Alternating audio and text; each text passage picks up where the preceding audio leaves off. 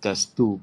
At the end of the day, so test 2 is meant to help you all, not to fail the course, right?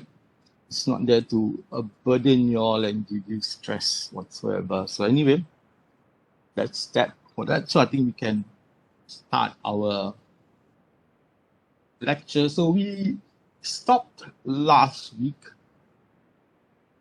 looking at quantifiers, right? So sharing that screen and stop sharing.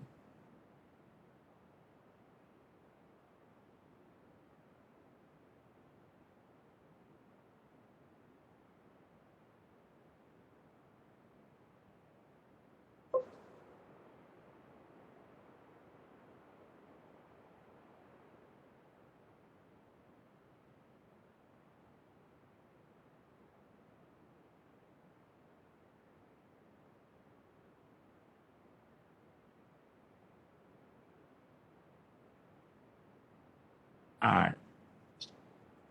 So last week we left off at looking at quantifiers. We learned that there are some of them.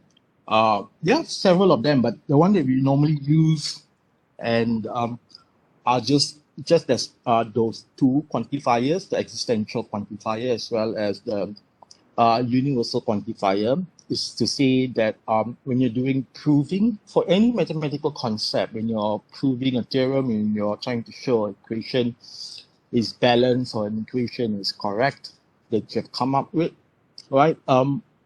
It has to be the case that every step is clear, every step is valid, every step is true, and that's where a universal quantifier would represent the those steps in a mathematical proof, right? Can you display something? Duplicate slide shows.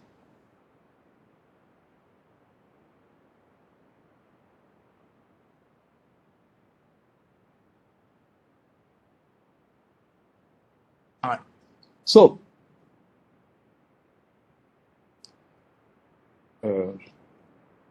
cannot do anything on there. Okay, yeah, it works. So, where did we stop?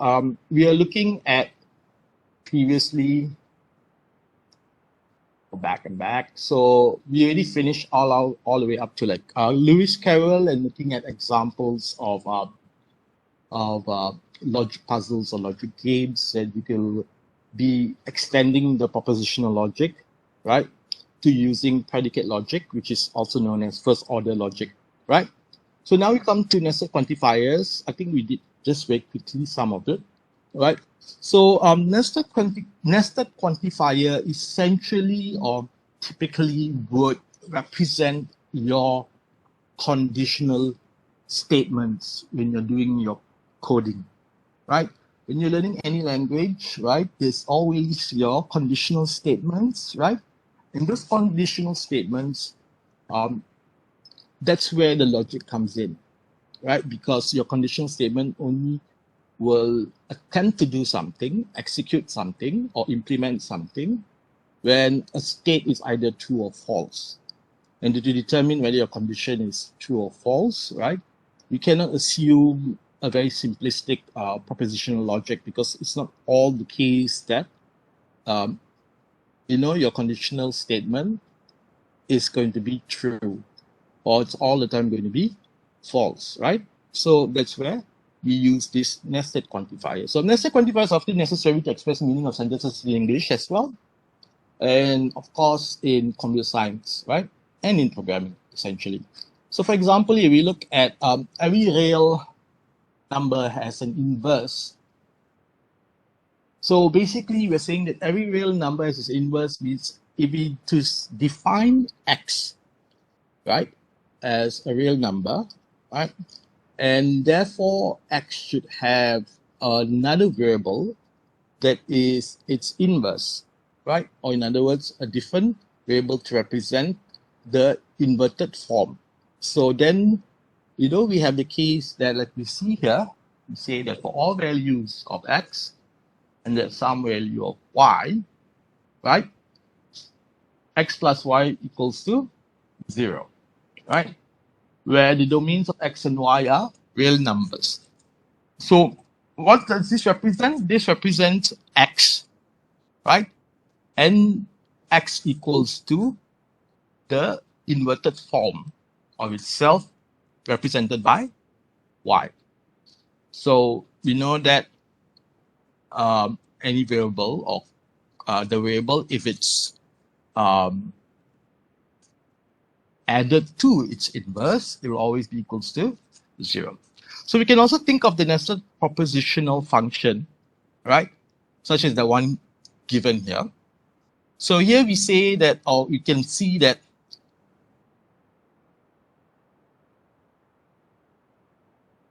the nested quantifier, when it's outside of the nested loop, right, it would only be used, oops, it will only be used for that variable that is assigned to, right? But of course, the final outcome, that means whether it's going to be an expression that is true or false, because you're going to evaluate it, right? It's at the end. That means this is to show that every single case of X that we encounter, whatever the domain is, and every incident or any case that you encounter Y as being true, then this whole statement is valid, right? So we basically say that, I already mentioned there, that AXQX is such that there is a propositional function PXY, right? There is, that's why I use the word there is, because here it indicates at least one case of this Y occurring. And in that case, your PXY is actually X plus Y. So basically, just to sum this up here, what they're trying to say is that when you have your X first, right, this goes back again to the context that the expressions are being stated or given to us, right? It's not all the case. So in this case, we know that we are looking at only one subject, which is X. And that subject has a certain property, and that property is being defined as Y. So that's why we say that for every single case of X, right, which is a real number. Sorry, this thing keeps doing weird things to slides. Right. So for every single case of can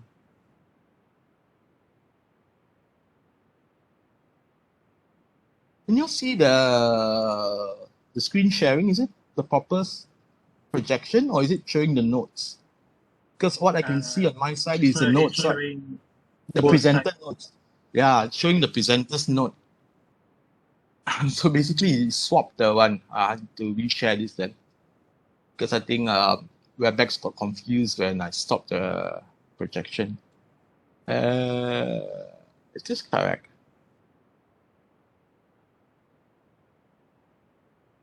Yeah, now it's correct.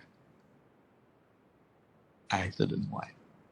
So anyway, the reason I try to have dual screen is so that I can push all the other panels, the chat panel that always interrupts everything, to the other screen.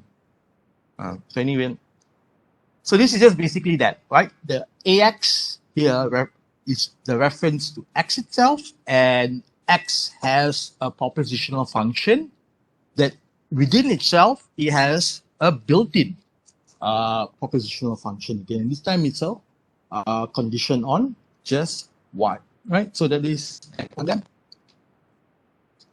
So moving on. So when you look at nested loops, we always think of it as what?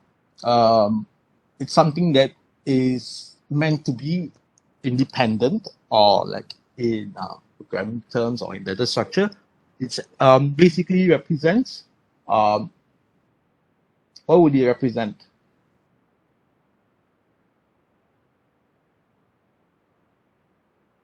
You know, like why? Yes. So sorry to interrupt. Is there like how do we say there is a mosaic bar there are several mosaic bars on the presenting screen. Oh, is it? The mosaic bars, yeah. Oh, okay. That's strange. That's let me unshare again. I think it's because it's trying to look for the extended screen, but it's not extended screen. The PowerPoint just removed it. So let me unshare this first. Now the issue is I can't even unshare it because that is what WebEx has done. They removed the thing from the option for you to go into the share panel. So yes, it was looking for an extended monitor that wasn't there. So it had all that weird pixelation. So yes, let me just quickly share this. My PowerPoint has to be on the right side.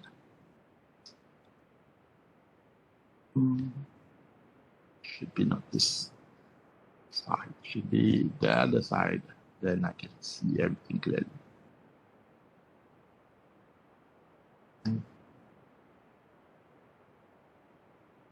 Oops, wrong thing.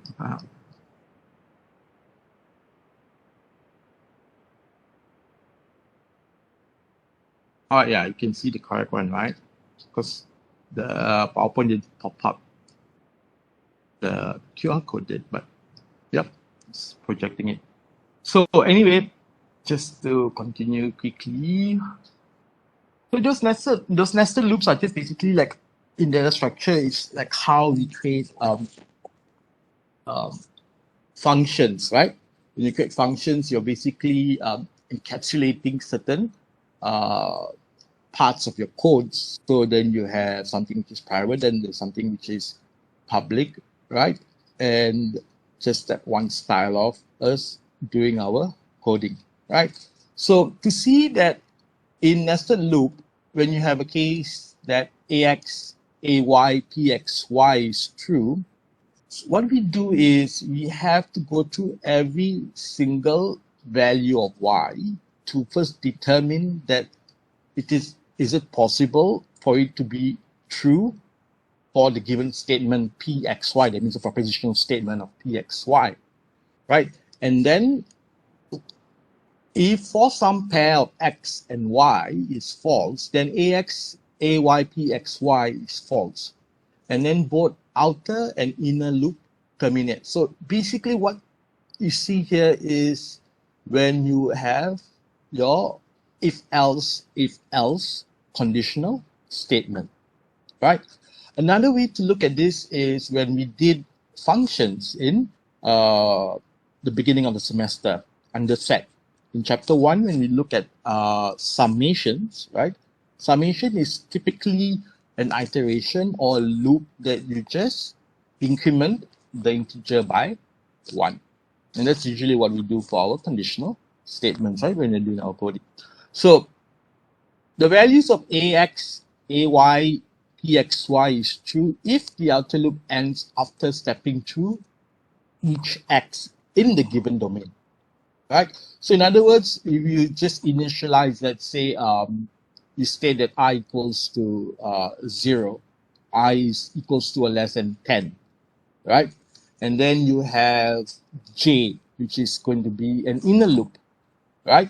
So typically how would the compiler run the sequence? So you have your outer loop, which is I, right? Or let me write it down, then you can see clearly what I'm trying to say here.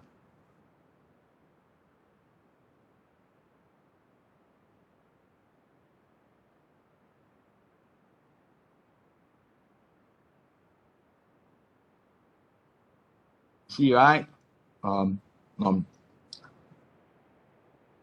so typically when you have a conditional statement, right? You have if you say that X is equals to a certain condition, right? Let's say it's equals to A. So A is some argument that you throw into the function there. So then you can have something else represent y. So say when y equals to b. So you have a logical operator inside there. And we know that it's just consisting of and or commonly, right? So let's say in the case of a conditional loop, now you have it as iteration where you're just going to do executing or implementing various steps. So what happens here is, erase that one that was there, found to use x equals to 1. So let's say you say that x equals to 1, right? And then at the same time, you say that x is less than or equals to 10, and then you say x plus plus. Well, this is just a general one I'm giving us. This not necessarily has to be the correct way, because in some instances, your plus x plus plus or x minus minus, when you're incrementing or decrementing, would actually occur at the end of the function. So then when you have an inner loop, what happens here is that for that main outer loop, you will have another, damn it, I lost it. Then you're going to have another inner loop for j. So now you say that if, right, for the value of j, something, something, so let's say we say that j is from 0, right, and j is, that's not j, that's an x. J is less than 5, right? And then you're supposed to just print out some stuff. So what happens here is, it's the same thing as a nested loop, right? So when your compiler is running your code, it will first do what? It will increase, or it will first initialize the value of x for any given value of x, right? So here it will state x is 1. It tests whether has it already encountered that variable, and yes, it did encounter it. So then it will move into the inner loop now. So whatever argument or whatever implementation has been executed before the second if condition, then it will move to j, and then j basically will execute. So now my question is, does it execute one value of x followed by one value of j before it returns back to the outer loop, and then x will say that, okay, fine, j hasn't completed, so then j has to complete its whole argument? Or is it the case that for every single value of it incrementing, it will test for every single case of j first, and then exit the inner loop or the inner, condition statement before going back to the outer condition statement? What do you all think? Is it one value of x first, followed by one value of j, and then just implementing, or it's one value of x and all the values of j first? It enters as a single value of x, then proceeds to complete all the values of j before continuing back to proceed with the following value of x. Yes, that is how it is actually being executed, right? So the why that is important, because like I said, it goes all the way back to what we learned in function, and summation also is the same thing. That's why you see the assignment question. And if you all didn't understand why was it in that form, or you never encountered that kind of question, it's actually to show you that it could be solved. Many of you all I've seen over the years where students give a very typical answer, and that typical answer is because they use some online calculator and it's just giving you variables. But it's the same thing here. If you actually execute every single value of j, right, within the inner loop, then that j can be represented for the outer loop. Because remember the assignment question, it was, quickly show you, it stated j from 2 to 6, right? and it was some, I think it was Ci minus j or whatever. And then on this side, it was I equals to 0.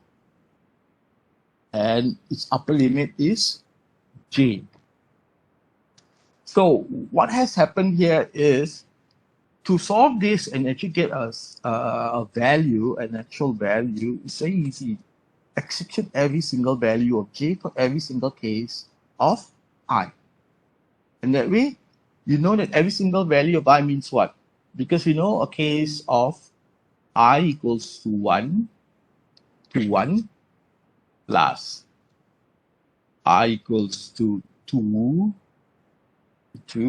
So you are basically every individual value or every single integer of I is executed first, followed by all the values of the inner summation for j. And that way then you can actually get an answer, an exact value, not some j variable attached to it that's not an answer, that's just a representation of how you do it. So yeah, that is what I'm going to stress here on this point here. So always remember, for when you do multiple loops, just remember your conditional statement, depending the type of statement that you have to see whether we are actually going to get a true state or false state. So now for the case where it is now, we have a single value of y only needing to be true. In the earlier case, for all values of y, it has to be true. Then it will check again for the subsequent value of x until the last value of x is completed, being tested or checked, right? So when you have a case like this, so what happens is at every step, right, we loop through again the values of y first. The inner loop ends when a pair of x and y is found such that pxy is true. So in the earlier case, right, in that kind of nested loop, or in its coding representation, as you have two if-else statement, right? So conditional statement, nested conditional statement. The assumption is every single time that you are encountering the state or reaching that value, right, or that state, it has to be true. That means for every single case of x and y, we have to make sure that they fulfill the conditional arguments. But for the case of this one here, now when you only have ey to indicate that you only have to prove for one value of y, then it's a total opposite scenario where we are thinking of a conditional statement where you do not know whether you're going to find one true value or not. So it's not the case where every single situation that you encounter, it has to be true. So it's something like you're searching, like you're checking, right? You lost your keys, so you go from one room to another, looking for the key, right? Until you reach a room that you are able to locate where you left your keys, misplaced your keys. So that case is going to be false, false, false until you reach the first true, right? For the case of ax, ay, it's now I think the scenario is that when you leave the building, you have to make sure that it is properly secured. So you have to check that all the doors for the rooms, each room's door is locked. So then that's a scenario where you have to make sure that it is true, true, true, true for all the cases, right?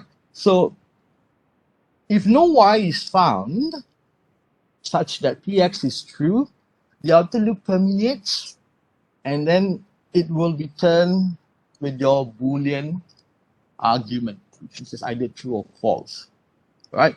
So by then you either have some kind of error message coming out to say that you have not achieved whatever you're trying to do there, right? So ax, ey, pxy is true if the outer loop ends after stepping through each x. So it's still the same case. That means you still have to evaluate all the way till the end, right? So, but when you encounter the first case, it's almost certain that you can actually end it there, because That is what the nature of a existential quantifier. You only have to prove for one instance of it being true. So if the domains of the variables are infinite, then this process cannot actually be carried out, because why? We can never know when we are going to stop, isn't it? That means when you're always going to search for the values of x and it just keeps incrementing, you'll never know when you're going to end it. So normally when you are looking at a conditional statement that you're coding in this form, this is where you create your infinite loop error. When you're running your codes and notice that you have this constant case, then it is because of this scenario here. You will never be able to prove all is true. So let's look at this example here. Let Px be the statement x plus y equals to y plus x.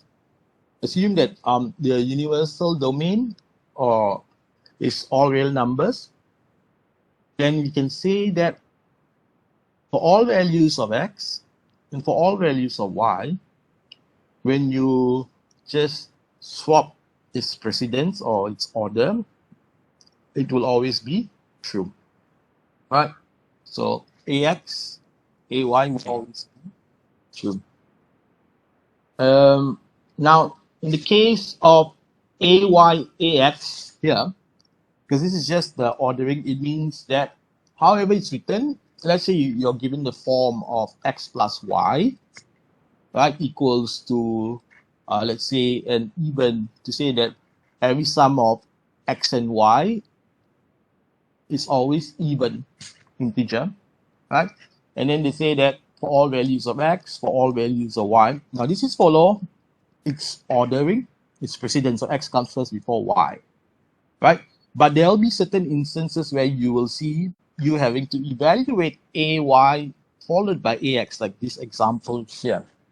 So in this case, it will be the scenario that you have to test first for y, right? That means one value of y, then you test for all values of x, right? Or else it's just the standard way of looking at individual single values of x and then testing for all values of y and whether it is true or not, right? So then it shows that they have the same truth value, which is this simple. So by the case of, let's say, x minus y and y minus x, we will never get it as ax, ay, or even ay, ax. It can be the case of either ax, ey, or ey, ax, or ex, ay. Right? That means for just one value of x and all values of y, you would be able to say that y minus x equals to x minus y for another scenario you can think of. So let Qx be the statement x plus y equals to 0. Assume that your universal domain are again real numbers. Then we can see that for every value of x and having to look at just one value of y, you can see that the statement is true, which is x plus y equals to 0. That means we just have to fix x because that's the first variable we are encountering, right? So we say that now, if I'm going to set x first and then I'm going to check for all values of x, right? And I want to make sure that for every single integer from infinite, because it's a real number, right? So from negative infinity all the way to infinity, would I be able to say that there will be another number, at least one number, that when I add them together will yield 0? And yes, there is, right? So now, why would this statement here be wrong? I think it's quite straightforward. Now, what we're going to do here, remember, is because it's following precedence, that means we have to test for every single value of y that is chosen first. So in this scenario here, what you're trying to look at is to say that for one value of y, that means for one case of y, you must prove all cases of x, right? So are we ever going to get the kind of scenario to say that I'm going to find one value of x, and that when it adds to all real numbers, I'm going to get it equals to 0? No, we will not find that scenario. Probably this will be true if you're looking at multiplication, right? Anything that multiplies by 0, you're going to still get 0. So whether 0 comes first and then some other value, other integer or real number, or whether the 0 is going to come later on. So ax ey, ey ax will be true for that condition, right? So now we can see why they're trying to stress this nested loops here and use for it. So if your u is real numbers and we defined pxy as the multiplication of x and y, right, or x times y equals to 0, what is the truth value of the following question? So here we say that, remember, ax, ay means for every single value of x. You then check for all values of y. If we cannot prove that all values of y is going to be true, then we can exit immediately, right? And then we say that this whole statement is false. So we know that there is no integer, right, that is a magical number or such that you can ever get it like this form. Say that every single integer, so every single real number that you come across, when it's multiplied with some other real number, you will always get 0. So we know that this is false. Second case, for every single value of x, which is a real number, is there one value of y that can make the case of x times y equals to 0? Yes. And it's straightforward. We say that y equals to 0. Right? So then we know this is true. For one value of x, can we find just that one value of x such that for all values of y, that means for all real numbers, when they are multiplied together, you are going to get 0 all the time? In this case, yes, again, we know x will take the form of 0. So we have one case of x being 0, and for all cases of real numbers being multiplied by 0 will yield 0. And of course, the last one is true, right? One case of x, one case of y. It's not that hard. You just assume one is 0 and the other one can be any number, arbitrary number that you're going to pick, without having to show case by case. Oh, I choose 0 and then you multiply. Then choose y equals to 1, y equals to 2, y equals to minus 1, y. So we don't do that type, right? We just assume arbitrary that any number y, right, that we choose will end up giving pxy to be true as well. So let me step that one down. False to 2. So another example for division. So I think this you can do in your own, it's quite simple. Again, all values of x can be divided by all values of y to give you 1. No, we know that the only instance for division in number theory is the number has to be divided by itself. So not all numbers can be divided by every other integer or real numbers for us to get 1. So that's a false. And then the second case, for every single value of x, you just have to find one value of y. And we know that it has to be the same value. So in this case, for every single real number out there, you just have to be divided by itself. So this case is going to be true.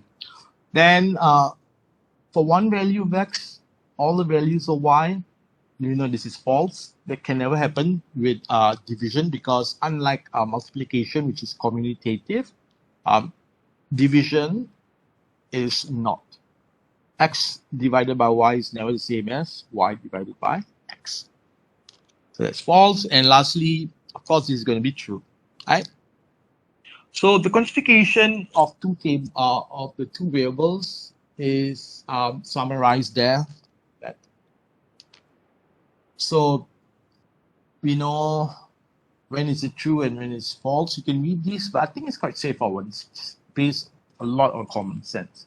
So now we try to translate the sentences into English. Now, it's the same process that we did for proposition logic. It's the same for predicate logic. It's the same thing for nested quantifiers, or when you're looking at what you call it, a hypothesis within a hypothesis. So you have to be very careful with this one here, because where the location of that parenthesis in the expression given to us will then indicate the overall kind of logical statement that is being made, right? Or else it's so easy, everybody just say P or Q or R or S or T. You want like 26 letters to use, go ahead. You want to double it because you need more variables to represent it, you can just represent it with just an or, right? It will always achieve the true state as long as one case is true, right? So, but no, this here you have to see where the context is, and so sometimes you see where it will be a bit tricky, especially with implication, right? So, for example, here we are supposed to translate this long thing here. We say that CX or CY and FXY. I'm confused myself. Is it correct, the number of parentheses, brackets? Oh yeah, it's correct. One for this inner expression here, and the other one is just for outside, so correct. So where CX is X as a computer, and FXY is X and Y are friends, and the domain for both X and Y are all students in your school. So the domain here is quite specific. They didn't say just people, they didn't say humans. They say students in your school. So just remember, when the context is not much larger, then it's not going to be the case of SN and SX and JX, like how you saw previously. It's very, very straightforward. A simple logical representation of it. So how would you do it? What does it say, first of all? How do you translate this logical statement? How does it look at you? So the inner parenthesis, the inner or the nested loop here is to say that they have to be combined together. That means they are grouped, right? Whatever their statement is or whatever condition they are looking at for it. Sorry? I didn't say anything? No. So then you have the whole expression when you merge it with CX here. So for the EY here, it means that every person, right? And that person, because now it's only AX outside, for every single person or every single student, because students in your school, right? CX says that that student has a computer. So then it will be the case that every student has a computer, a laptop or whatever, right? And then we see the or being used. So it's to say that or it's going to be the case of there'll be one person that's what is represented by the EY there. There will be one case, one person, one incident, right? Such that that person or that case of that person also owns a computer.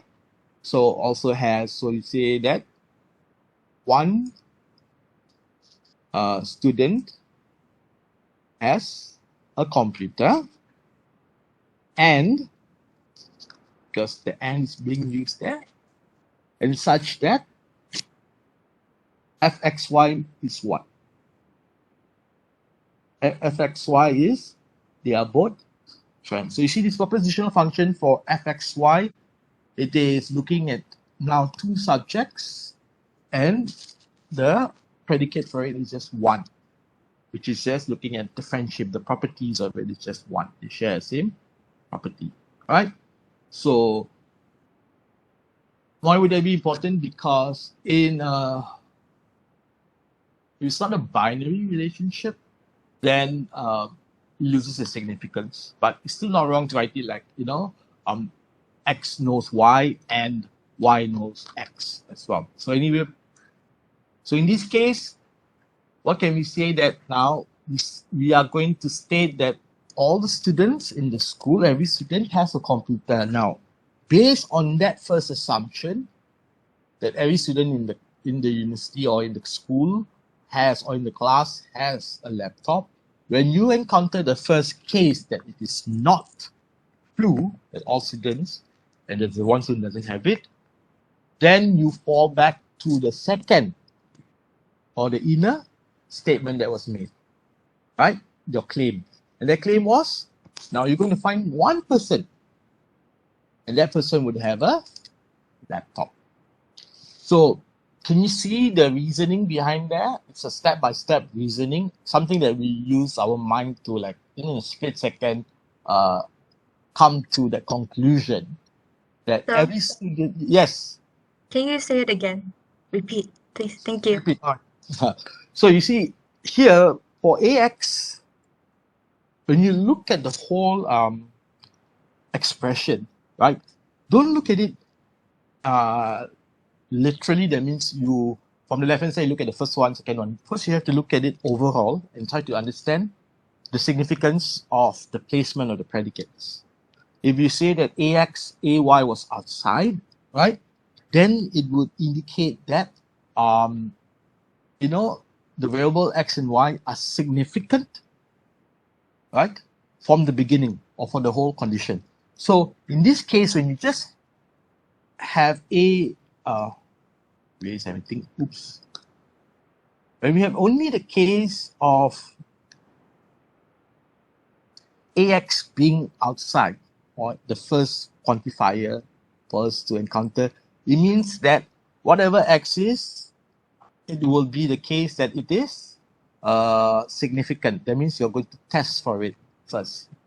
And that is how the claim is going to be made. That means you're going to translate it into the sentence. So when you say that X has a computer, now you say that somebody, a student in the school, has computer.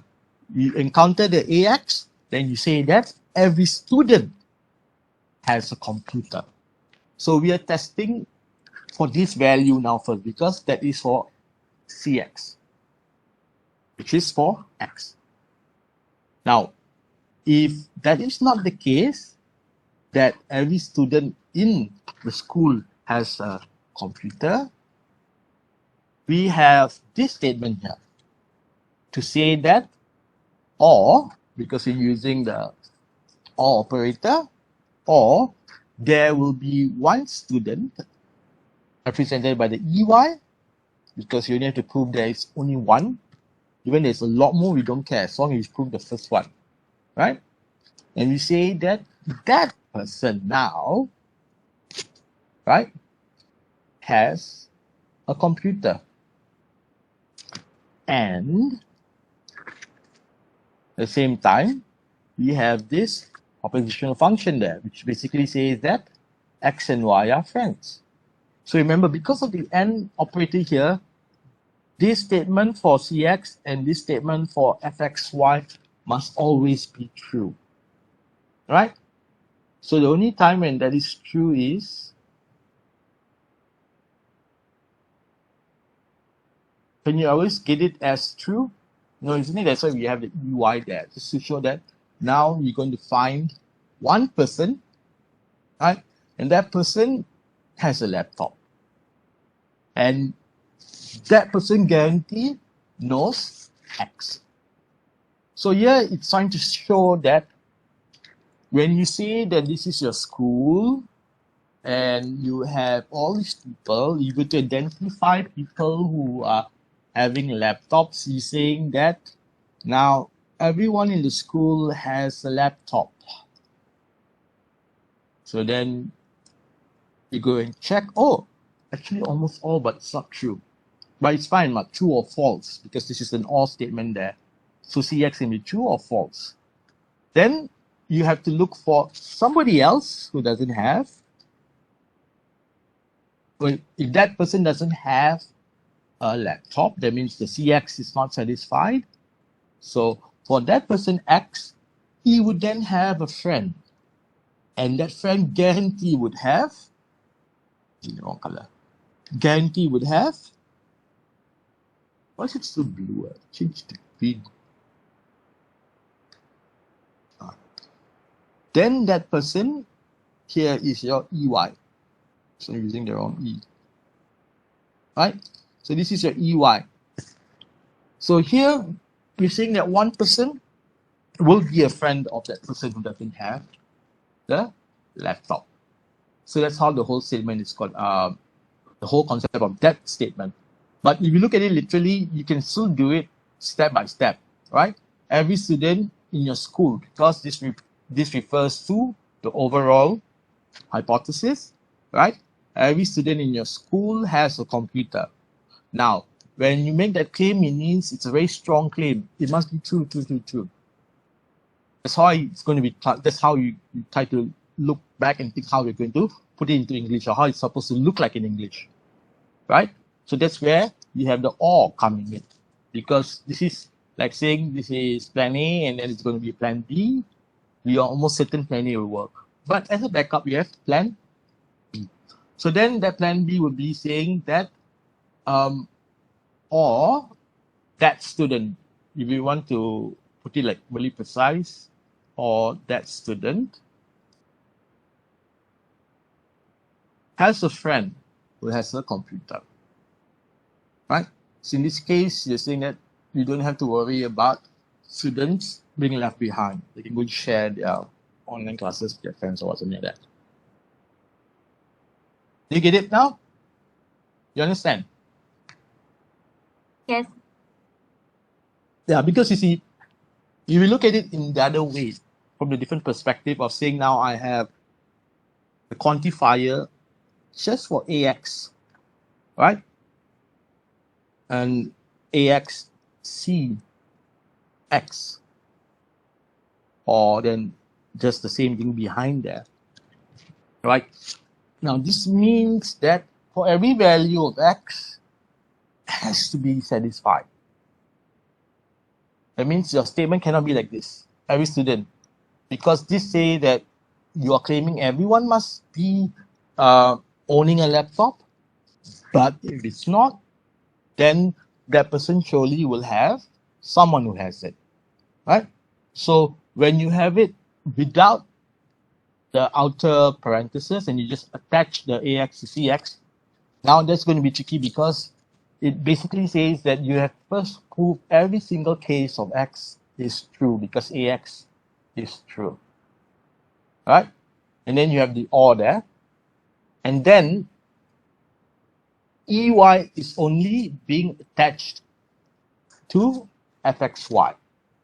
That means now you're only going to check for Y, and you don't care about the value of X because there's no quantifier for it. That means you don't know whether every single value of, that means is that person Y a friend with every single student in the class or in the school, or is it only just a friend of just one student in the class? You don't have to prove it.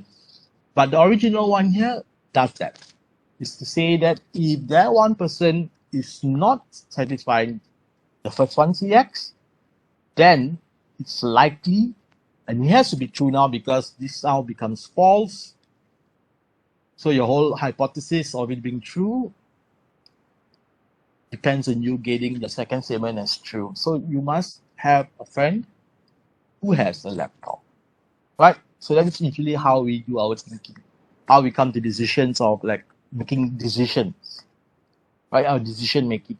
So actually there's one context of it. We don't have time, or it's not even in the syllabus where we learn prologue, for example. And the easiest way to teach prologue was to use a decision tree, right? Or can you write a program that will basically do diagnosis for your car? The most common one was using the car. You encounter problem with your car. First thing you do, you check the engine, check the petrol. If it's not, then you just keep doing one step another. But you just basically just making use of either is this scenario or that scenario. So this whole thing actually represents that kind of situation. So in this statement here, it looks very long. If you do enough exercises, I tell you, you can actually answer this easily. It's not difficult. One thing to just note, if there is all the x, y, and z outside, that means everything inside is interlinked. It's all related, right? In different ways. The earlier case is only a x, so we're only looking at x. And when x failed that condition, then we have to prove that x has a friend, right? So in this case, we say that if x is a friend of y, and at the same time, x is a friend of z, right? Now we have an implication there. And then we have the third scenario. In this case, we say that x is not equals to z. What does that mean there? Can anyone guess?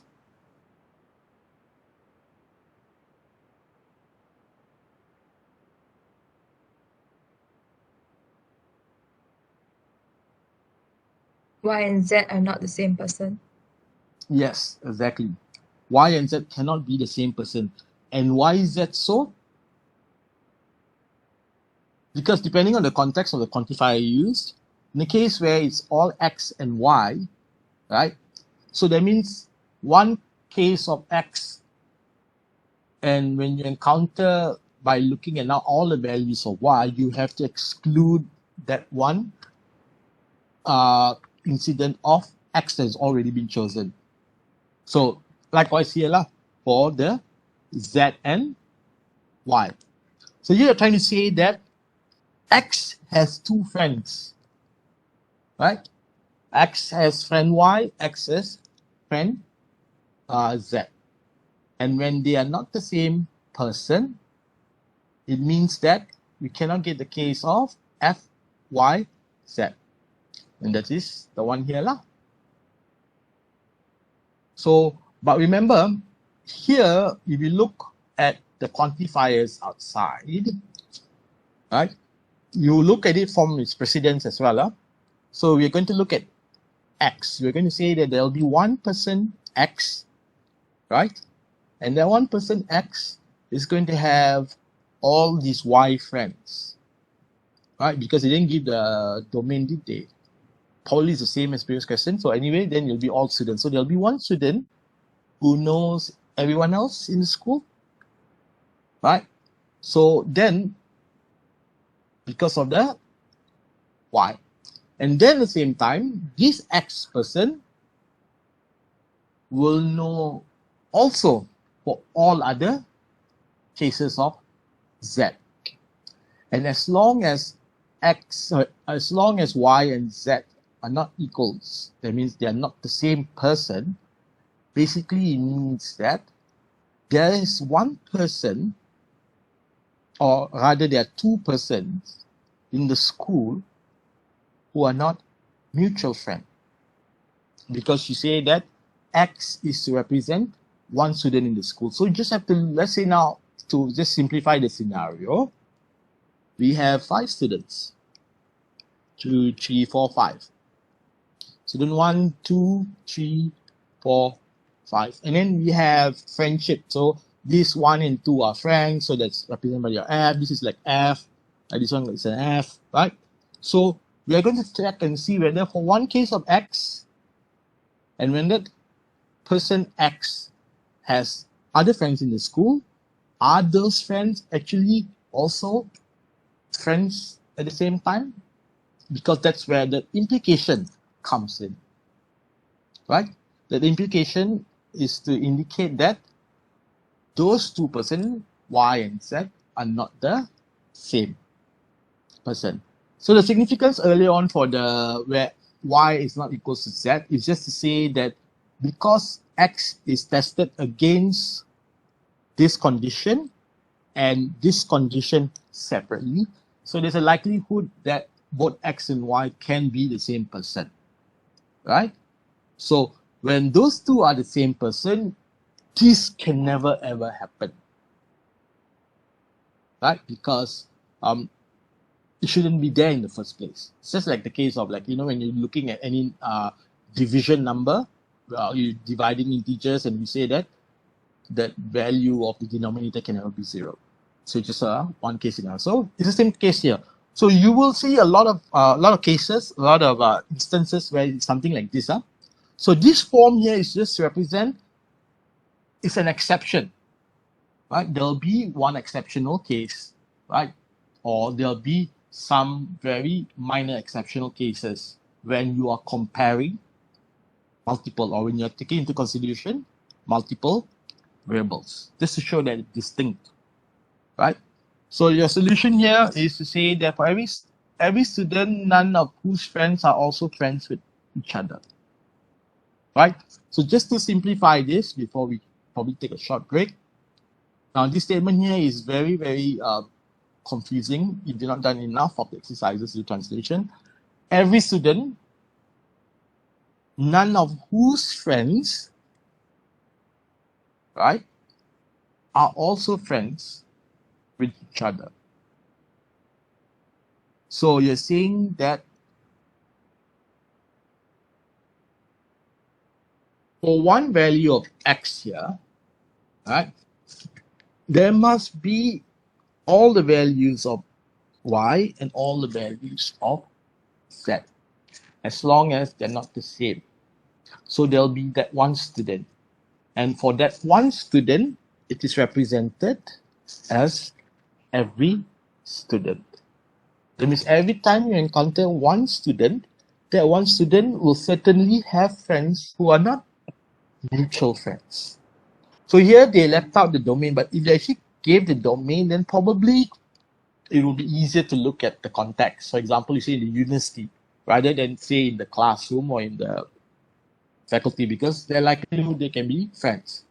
So when you say the university, then probably you have your hostel friends, then you have your classmates as friends, or probably you have your gaming friends in the university, or some sports club friends that you have. So they may all be mutually exclusive. Right, so this one is, if you go back and look at your slides for some cases of mutual exclusivity, you'll see it being represented like this, right? So every student, none of whose friends are also friends with each other. You say that that 1% of y you're going to find, and that one other cases of z that you're going to find as friends of this x, they are not mutual friends at all. They're not friends with them. There, so that means you'll only indicate that this person is totally separating his social circle. There's no overlapping. But sometimes that's good. So I can do one last one before we take a break. Translate the sum of two positive integers is always positive. Now, here, again, we break down the sentence, then we put it back into logic symbol using logic representation. So you have to try to see what kind of quantifier is being expressed in the statement. The sum of two positive integers is always positive. So if we say you have x and then you have y, now you have two positive integers represented by x and y. And then we say that this x and y must always be positive. So then you can say z. Some of you want to put 2k, 2n, 2x. Go ahead and do, can't put 2x. You have to use a different number, right? So x plus y equals to z. So we know that it is always positive, which means that the value of z must always be true where we are stating it's positive. And the first part of the sentence, sum of two positive integers, is, we know explicitly, it's not implicitly, it's stated as any number as long as that number is a positive number, and that positive number is added to another positive number. So you have ex, ey, az, right? And then you have your logical expression. So blah blah blah, x and y. So we need to determine the domain. So the domain is all positive integers, so straightforward. And the result is the case that for all values of x and all values of y, right? When x is positive and y is positive, it then implies that the sum of those two positive integers, right, is always positive. So always positive means it has to be greater than 0. So that is mathematically represented as greater than 0, right? And then when we say that the sum of two positive integers is always positive, so what we're doing is first we're setting the condition. Satisfy the condition, then this conclusion can occur. So the condition is it has to be positive for x, it has to be also positive for y, so that's why you use the and. You didn't say like either any x or y which is a positive integer, the sum of it will always be even, then yes, you can use some other, but in this case you're using the and because both have to be positive. And then at the same time we have to also is there anything else? No, because they are distinct or not doesn't matter. That means if x and y are the same value, it's still going to be a positive integer always. Sir, Yes. assuming that we would like to use the variable of z, so we can set x plus y is equivalent to z more than 0, right? Yes. Okay. Then you just because you see earlier already said you have to state the domain for this variable. So then you just state what is that. Z is a positive integer, right? So then we don't have to prove z is greater than 0. As long as you show that x plus y equals to z, because z is already bounded by the domain. So you can do that as well, right? Other than saying greater than 0, or else it just looks so weird. This one, yeah. So where the domain of both variables consists of all integers. So you see here, be careful. The domain is all integers. Why? Because we have put the condition for x now. Because x can be 0, which is a non-positive integer. It's a non-negative integer. Or it can be a negative integer as well. So we are setting the condition here. So because we have this condition here, we cannot state it as the domain as being x and y are positive integers. If we do that, then there's no need for x and y represented this way, right? You just say, we can put it like in a set builder notation, x, y such that it is true when it is implied that x plus y is always greater than 0, right? So, So we need, yes. can I ask a question? I'm sorry. Yeah. So when do we use implication? Okay, see, implication here is when Always you have a, is there? no, when you have conditions. Because your antecedents, that means, remember, implication can also consist of P1 or P2 or P3 or P4. As when everything is true, okay, no, you don't use or, use and, then you have all these statements as your antecedents, right? Or your premises, and all these premises will lead to your conclusion.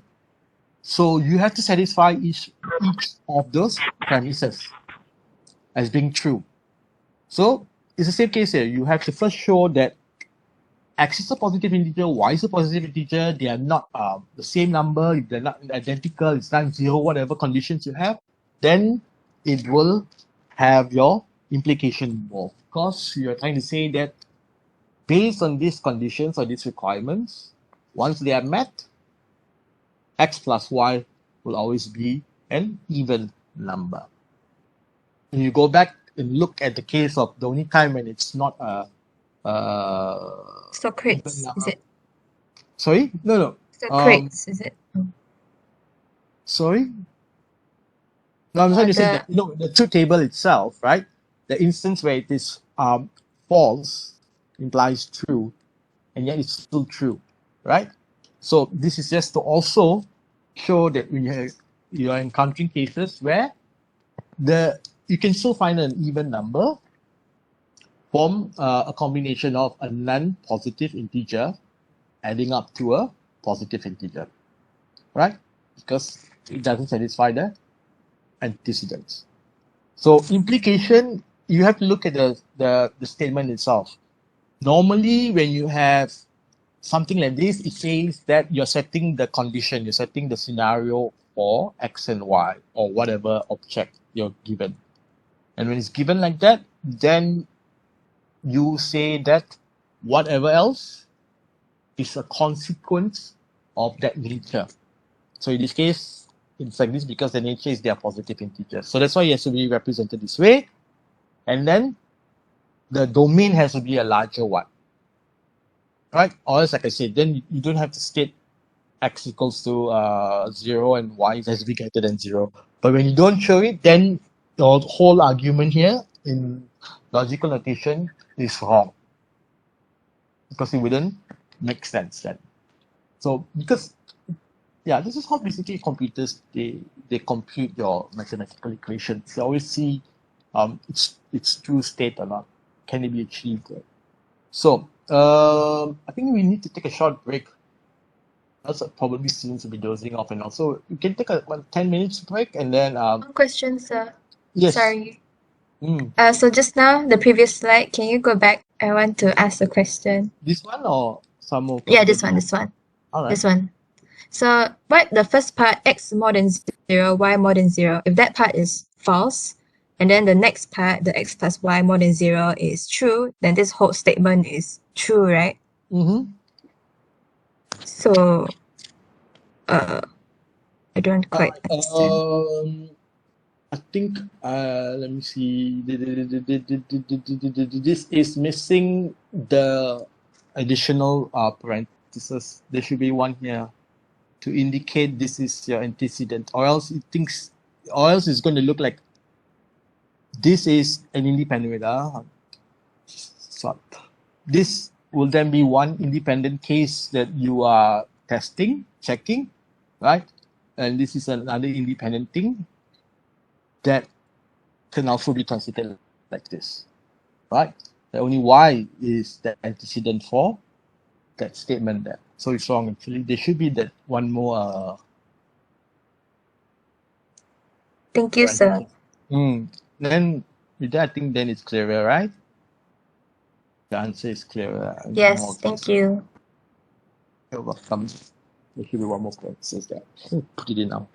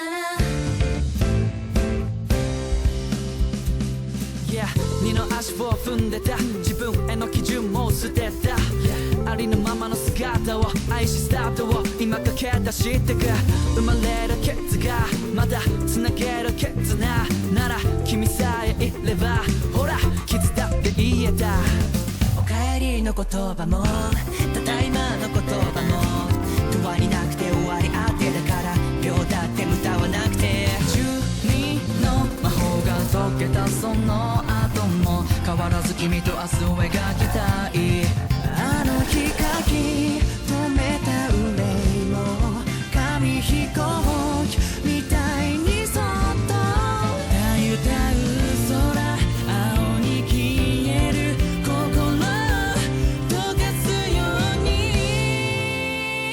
春に香る花びら探すようにまた君に出会えたらな流れるは鼻歌混じりの声ただ君に歌うからさ春なら風に乗り舞い出す花君のもとへ飛んでゆけ木漏れ日の太陽を探すようにまた君に出会えるかなありがとうさようなら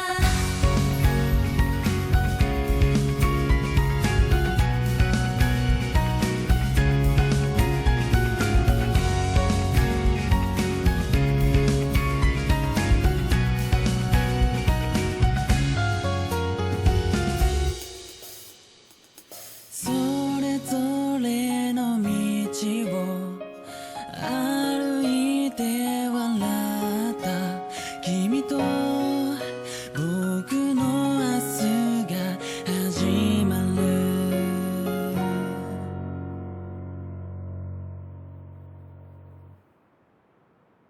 Halo semua, saya Hil Husaini dan dengarkan lagu terbaru saya Kelentang Kelentung yang akan menciriakan hari anda di Spotify. See you guys very soon. Ayo sayang kita bersua Ayo kita Alalalelale Ayo sayang kita bersua Ayo kita さよなら明日は戻らないこれはあなたに残した願い桜のように今はただ風に吹かれる土から誇りへ重ねた日々を心に置いて姿が変わってもどんなことでももう泣かないよまたいつかどこかで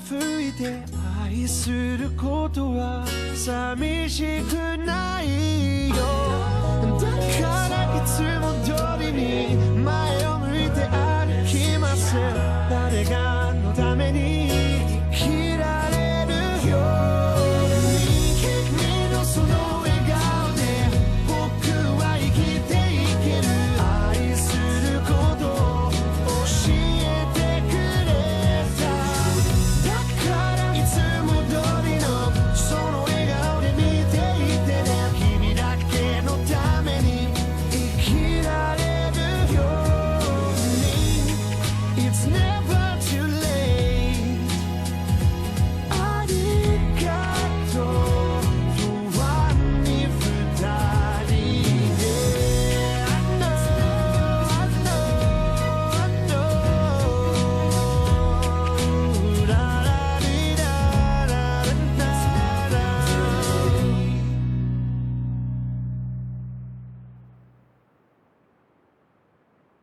世界は恋に落ちている光の矢胸を刺す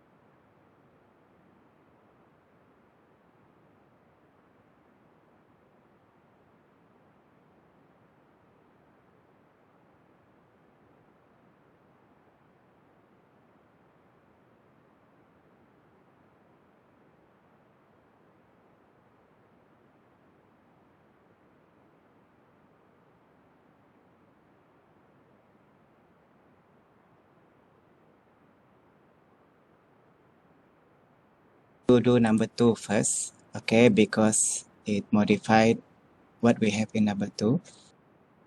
Okay, it's only for error. Okay, error message to the user that you cannot open the file. Then this one actually will stop. We won't do this part because the file could not be opened. Okay, we won't do it, and then we close the file. Understand? So that is what happened. Okay, the loop just now you understand already, the loop, why you got the loop. Okay, anything else, class, that you want to ask?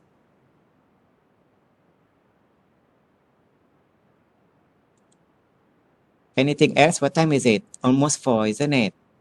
Oh, we have another 15 minutes. Okay. Anything else, class, you want to ask? Okay, for file processing, for those who don't understand the file processing, as I said, try to compile the code that we have in the lecture slide, because the code is very, the first one is very short, the second one actually a bit longer. Okay, that one actually will teach you how to create a program, okay, to open a file, to write to file, and so on. Okay.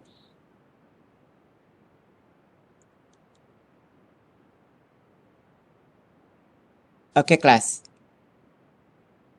Any other question? If no other question, then we covered the file lecture already, isn't it? Lecture for file last week already, meaning that we don't have any lecture anymore on Monday. Okay, but I will see you on Thursday for. But we can do lab on Monday. Do you want to do lab on Monday or not? Okay, we can have a class Monday, but for lab, because you have a lab test on Thursday. So I'm afraid that you won't be the lab test actually is not easy. Okay, the first question is easy, but the second one is a bit long. Okay, for you to write the program, you need a bit longer program than the first one. So you might need actually more than 1 hour to do it. Okay, I will tell the other lecturer to give student more than 1 hour to do the lab test 5. Okay, so we will have lab on Monday. Okay, so we'll have another class on Monday because you don't do anything and because we have the schedule on Monday, so all of you should be able to attend because that is the schedule for the class. Okay, so Monday we have a lab, Thursday we have a lab test. So that if you have any problem to, before the lab test on Thursday, you can ask on Monday as well. Okay. So I'll see you on Monday class for the class. Yeah, I'll see you on Monday for the lab. Okay, I will upload the lab question later on. If you don't understand the lecture, you can ask on that day as well, on the file processing, as well as for the lab. Okay, before your lab test on Thursday. Okay, class, I'll see you on Monday. Okay, no worries. Okay.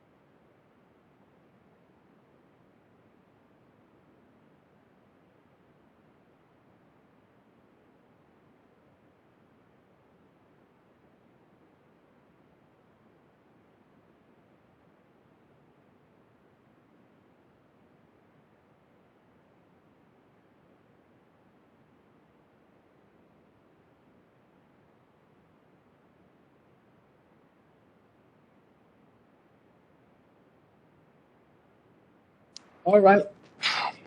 I'm back. Can you all hear me? Yes, sir. Yes, sir. Right. See.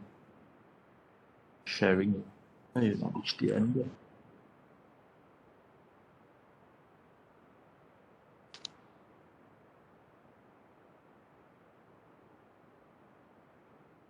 Part.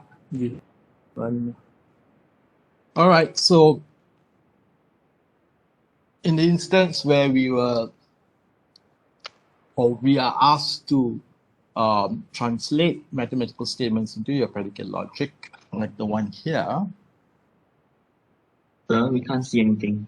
Yeah, hang on. Want to put full screen first.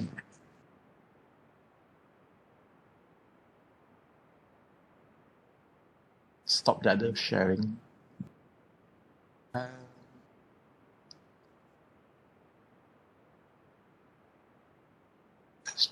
Let's see. Exit. So that one.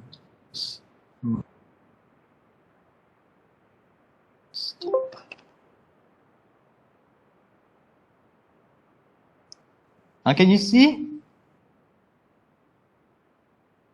I still can't see. That's strange. One side. Full screen, then probably I can see.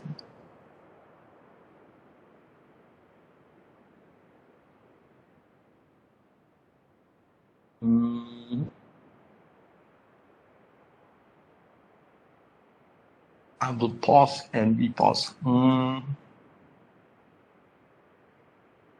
It's strange that using the dual screen. I mean, are you seeing the two slides or Yes. just you're only seeing the two slides? Oh, We are so seeing the two slides and the mosaic, the Yeah. gray mosaic.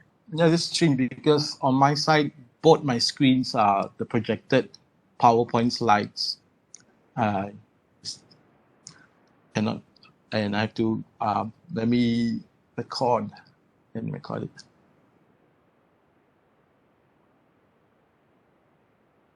Now, okay. Zoom. So anyway, we are looking at cases of. Sir, sorry, sir. Before we begin, there is someone in the chat asking for confirmation, sir. All right.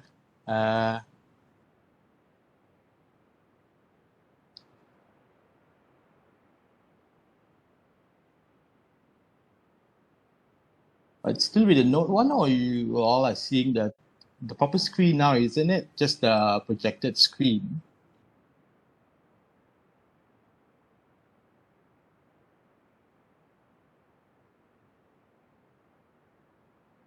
Yes, I will confirm once I finish the lecture, see how much I can complete. What I'll do is for your attendance later, for the exam, like I said, it's on Sunday, right? It will be until where I've taught. It's only a 10% test too, so it will just be everything on logic only. It's not from chapter 1. It will just be on logic. There's a lot to ask logic. So yes, so you see how much you can complete by today. There will extra class. Well, up to you. You just want the recorded video lectures, or you want for me to have a proper class. Sometime on Monday I can do it, right? Or else it just be recorded video lectures that I'll be uploading by tomorrow, because I need to know which ones to do upload. All right. Hope that's clear for you now. Later on, I'll discuss more. Let me complete at least the slides here first. So, we sort this part. Translate this into always positive. We usually did this one. Yeah, these WebEx are really annoying. Just can't sit quietly. We got this one all done, right? So now this is a bit tricky one. Usually students will get it confused with this. So use quantifiers to express the statement, there is a woman who has taken a flight on every airline in the world. So when you read this, it's a very long statement. So when you deconstruct it, there are three objects, there are three subjects here, right? How we know there are three? Straightforward. There is a quantifier used. There is a woman, one woman, a flight. So you're quantifying the flight, every airline. So then there is all the airlines. There's a number put to it. Because, previously when we saw cases where we are translating the sentences, we normally look for a subject for one person, an object, right? And whether it's describing the object, so it could be an adverb or it's a verb itself to describe that, the person is doing something, right? Or it could be a noun to say this is a house, right? So when you see something like this, and in some cases, you will see exercises depending on the topic you do. There's only it's not even a propositional function with multiple variables. It just could be just one, right? Because the rest is not within the context of it being used. But this sentence here, this line here is very straightforward. All this in there is short, but it has a meaning behind it, right? That we need to translate into logic. So the first scenario that we are going to look at is the case that there's this woman and we want to show that that woman has taken a flight. So both are interconnected. You don't have to separate them. So you can use a propositional function, PWF, to indicate that a woman has taken a flight. Now, then again, we come to the second part. That's why I said you have to be careful because sometimes it's so tricky that students will just overlook and say, oh, a flight on every airline. So, flight will definitely be or form an airline. So there's actually no need to separate it. But yeah, there is actually that link. Because here you're trying to stress that one flight on every airline in the world. So this lady has traveled on all the airlines. So then we have QFA to represent that relationship. So the domain of W is all women. It's straightforward. In this case, you don't want to use all people because if you use your domain as all people or all human beings, right, then you would have to use, if it's a universal quantifier, you have to use X implies Y. If it's going to be the existential quantifier, then you have to prove that X is true and Y is true. So we keep it simple. We just say the domain is all women. And then the domain for F is flights, right? So here is all flights, which is still a bit vaguer. All flights were within the country only, within the airline. But since the airline is already has indicated all the airlines in the world, then we just say all flights, right? And the domain of A is all the airlines in the world.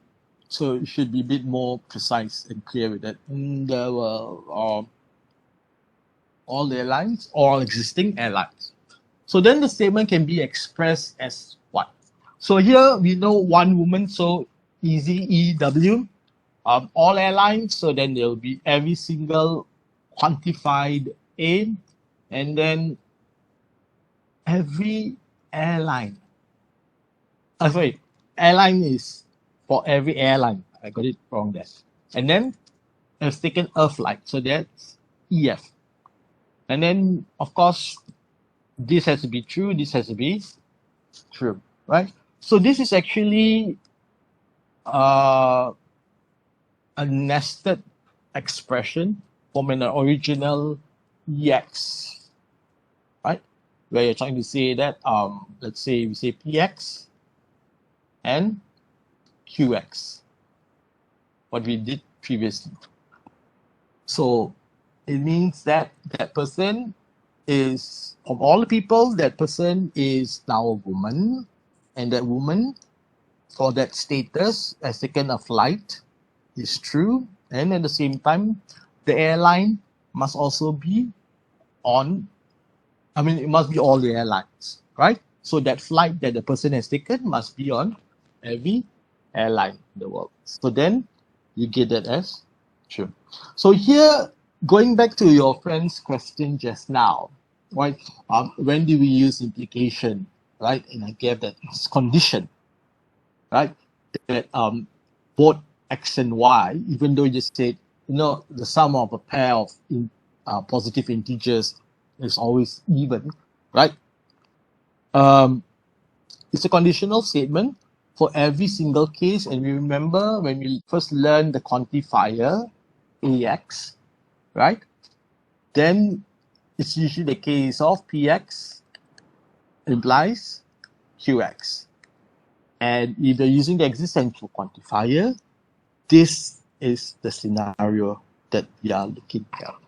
Actually, it is a condition. The condition is that woman is taken a flight. So first you have to show it's a woman, and that woman, because that's how the sentence was structured, to highlight a woman first. So that's the first condition. Second condition is a flight on every airline. So since there is the rojak there, got EA lah, got existential and universal quantifiers being used.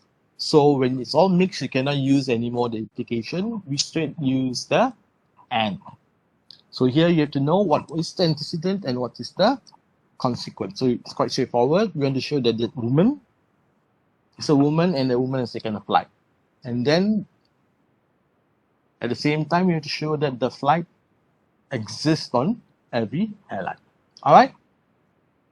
So now you understand? So in conclusion, sir, if it starts with existential quantifier, we use and, but then if it's universal quantifier, we use the implication. Yes. Short. Okay. Thank you. You're welcome. Always remember, because the way, when the example was used, because there's only a single variable to show that, that statement. But when you have a mix like this here, then you can only see why the existential quantifier shouldn't be using the implication. And it should be using the and, because it gives a stronger evidence, right? To support that it will always be true for the existential quantified variable, right? So another thing I just want to quickly highlight that the A came first, right? Before the EF, whereas inside here it's stated FA. So is there a typo there, or must it be actually in the front first?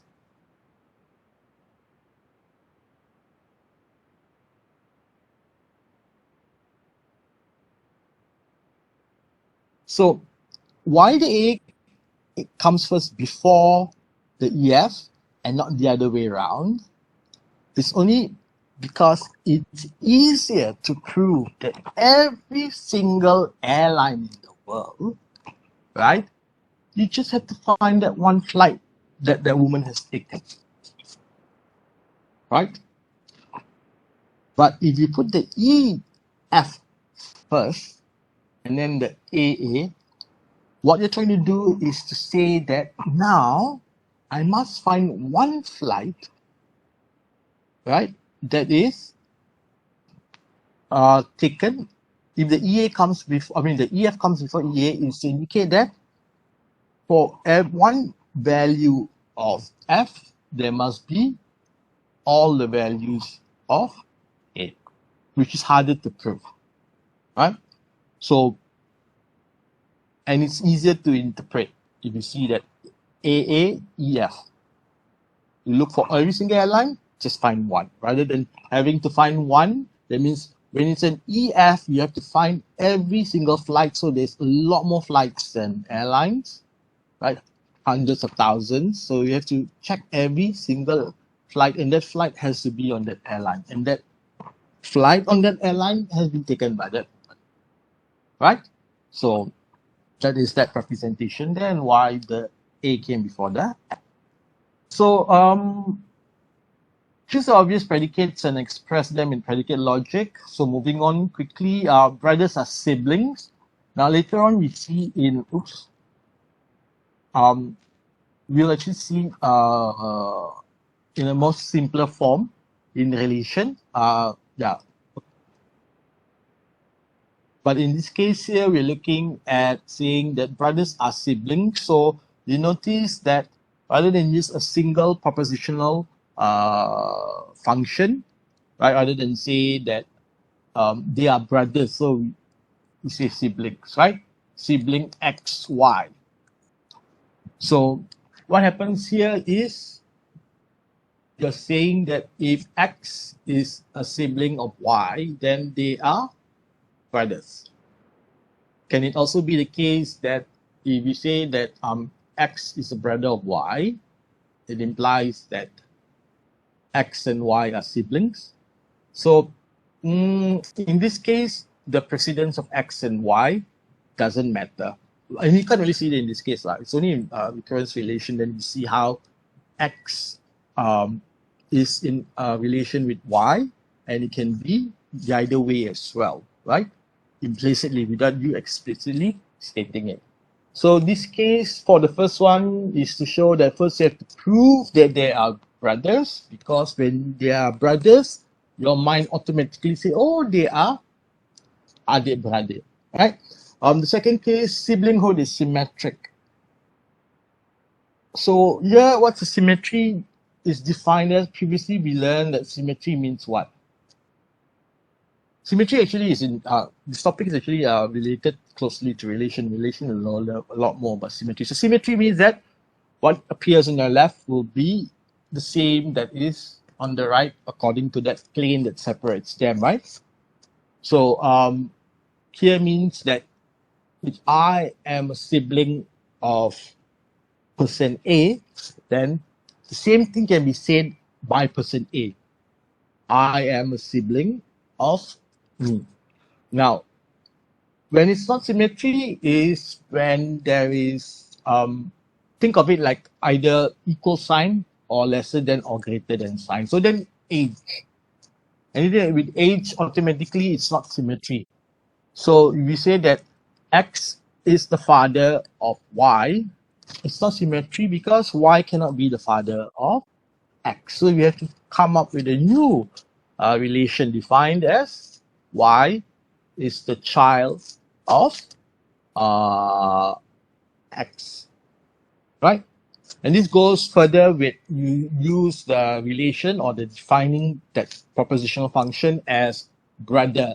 X is a brother of Y and Y is a girl. Then can the girl be a brother of Y or X? Cannot. It's not symmetrical. So that's how we look at it. So in this case here, the solution there is for all values of X and all values of Y. That means every single case that you encounter X, Y for S, it will definitely imply this should be that is this the case that Y is a sibling of X. Everybody loves somebody. Everybody, right, loves somebody. So here you are saying generally we have the case of X, a person X who loves person Y, right? So it can be one person likes one person likes every person, because you only have two types of quantifiers, isn't it? One person don't like anyone at all, it's negated form, right? And then it can also be the case of, because there is the quantifier for X and Y, isn't it? The quantifier for X and the quantifier for Y. So in this case, X is fixed as for all values of X, then you say that everyone would love everyone else. Everyone would love one person. Everyone do not love anyone, right? So you have to be careful how the sentence is phrased. So why? Because you need to know what is your L. Your LX, your propositional function says X loves Y. Why is this important? Because on the highlight is sometimes there's trick questions where they say X loves Y, but then the question may be structured to say that Y was loved by X. Or they say X was loved by Y. This is the way you put the X first before Y. The context is already wrong. It should be YX. So it'll be LYX. You'll see that down there later. So everybody loves somebody means for all values of X, it's going to be the case of 1% of Y, such that LXY. Then you have to define what is LXY. Like L is X loves Y. There is someone who is loved by everyone. So now here you've got to see who is the main person being referred to. This case is to say that everyone, and that everyone is loving someone, right? So even though it's like that, we cannot put it as someone as EA. Oh, no, that means this is at the back. That you cannot put it as EY, and you can't put that as AX. It's actually EY first, right? And then you have your AX. Here, X loves Y, right? Why is it not in the form of YX? If X loves Y, right, it means that this X here refers to the person who is referenced first. And that job that he's doing is defined as LXY, right? So this is just your general propositional function. But now the way the sentence is structured, we have to look at Y first, right? So Y comes first because it's just in the sentence. There is one person, and that one person is associated with every one of X. And what is their job? Their job is X has to love Y. So that is for the case that there's someone who loves someone. So this is straightforward. One person, random person, and another random person Y. LXY. And the last one, everyone loves himself. So now here, remember, this is not straightforward because you have to state, is it possible that now it's going to be the case of LXX? That X at that point of time is that one person who's being referenced first in that LXY, and at the same time that X is himself as being referenced as the second person in this function. Or do you still want to leave it at LXY and then you just say Y equals to X? So the easiest way is to just make it as clear, because one of the basic thing about doing mathematical notations is that it has to be clear and precise and not too long, not too draggy, right? So where you need to be really easy to understand that there is no ambiguity about your propositional notations they're doing or the logical notations they're doing, then that's it.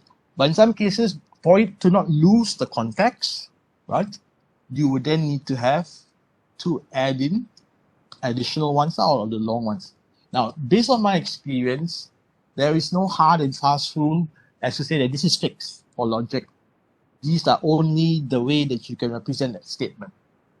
Because sometimes if the statement is unclear, they can have different interpretations. So I've seen where, you know, the structure of the sentence semantically, right, used in different reference books, they have given different answers, but they all are correct. It's just that how clear you want to put it. So in this case, you're only using 1x, right? So here you just have to do a new definition because they didn't define what was LXY, isn't it? So if they didn't define it and you have to give a new definition, you just don't have to include the other person.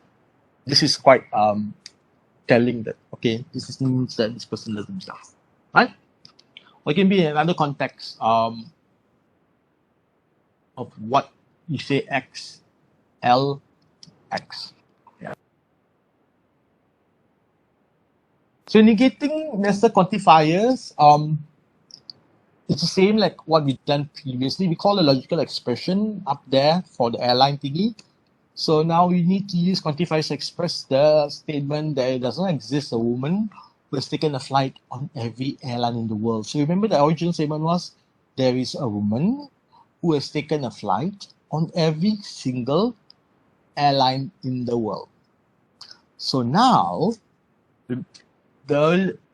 this negated statement is saying that there does not exist a woman. So the quantifier comes in the front. So happen because the woman is at the front and she's the main whole story. So the negation there is not like a subgroup that is only for that one small instance. This is the overall scenario that you're trying to flip, right? So that's why you notice that to say that there does not exist a woman who has not taken a flight on any airline is the contrapositive of that, right? No, the contrapositive, the negated form of, if you put it like an implication. But here is just because this woman is first and at the same time it's already the main focus, so you can just leave it like that, right? So the negation has to move in all the way until the end. So what we get is, as we are moving it in, we are going to get, now this is moving here, so now this one becomes AW, then it's going to be a negation here, and then you're going to get the AX, so it, AA, EF, and then as you push this in further until you reach the brackets there, you're going to get it now as AW, and then you're going to get EA, and then you're going to get AF, and then this is straightforward. This is like a P and Q. We use De Morgan's law. So you get negation of P or negation of Q. This is going to be negation of P, W, F, or negation of Q, F. Okay. It's straightforward. So then, if you are supposed to translate it back into English, how would you do it? So, looking from the left, following precedence, that means if there does not exist a woman who has taken a flight on every airline in the world, then the AW refers to negation of PW. Negation of PW is what? A woman has taken a flight, right? So then negated of PWA means there is no woman who has taken a flight. Or is it no woman who has taken every flight?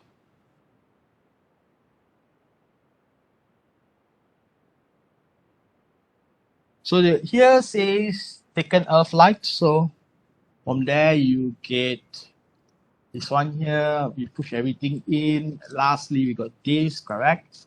Right? Now to translate back into English, right?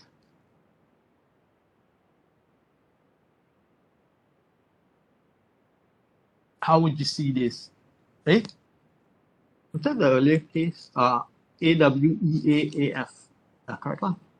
So now you're saying that every woman or every woman has not taken every flight, right? Taken flights, right? Or that flight, right? Because now this refers to F being for every single case of the flight, and all those flights are not on some airlines, right? So here the context now becomes all women, quickly all women, right? Not taken. This is AF, all flights. And then the other scenario is for FA.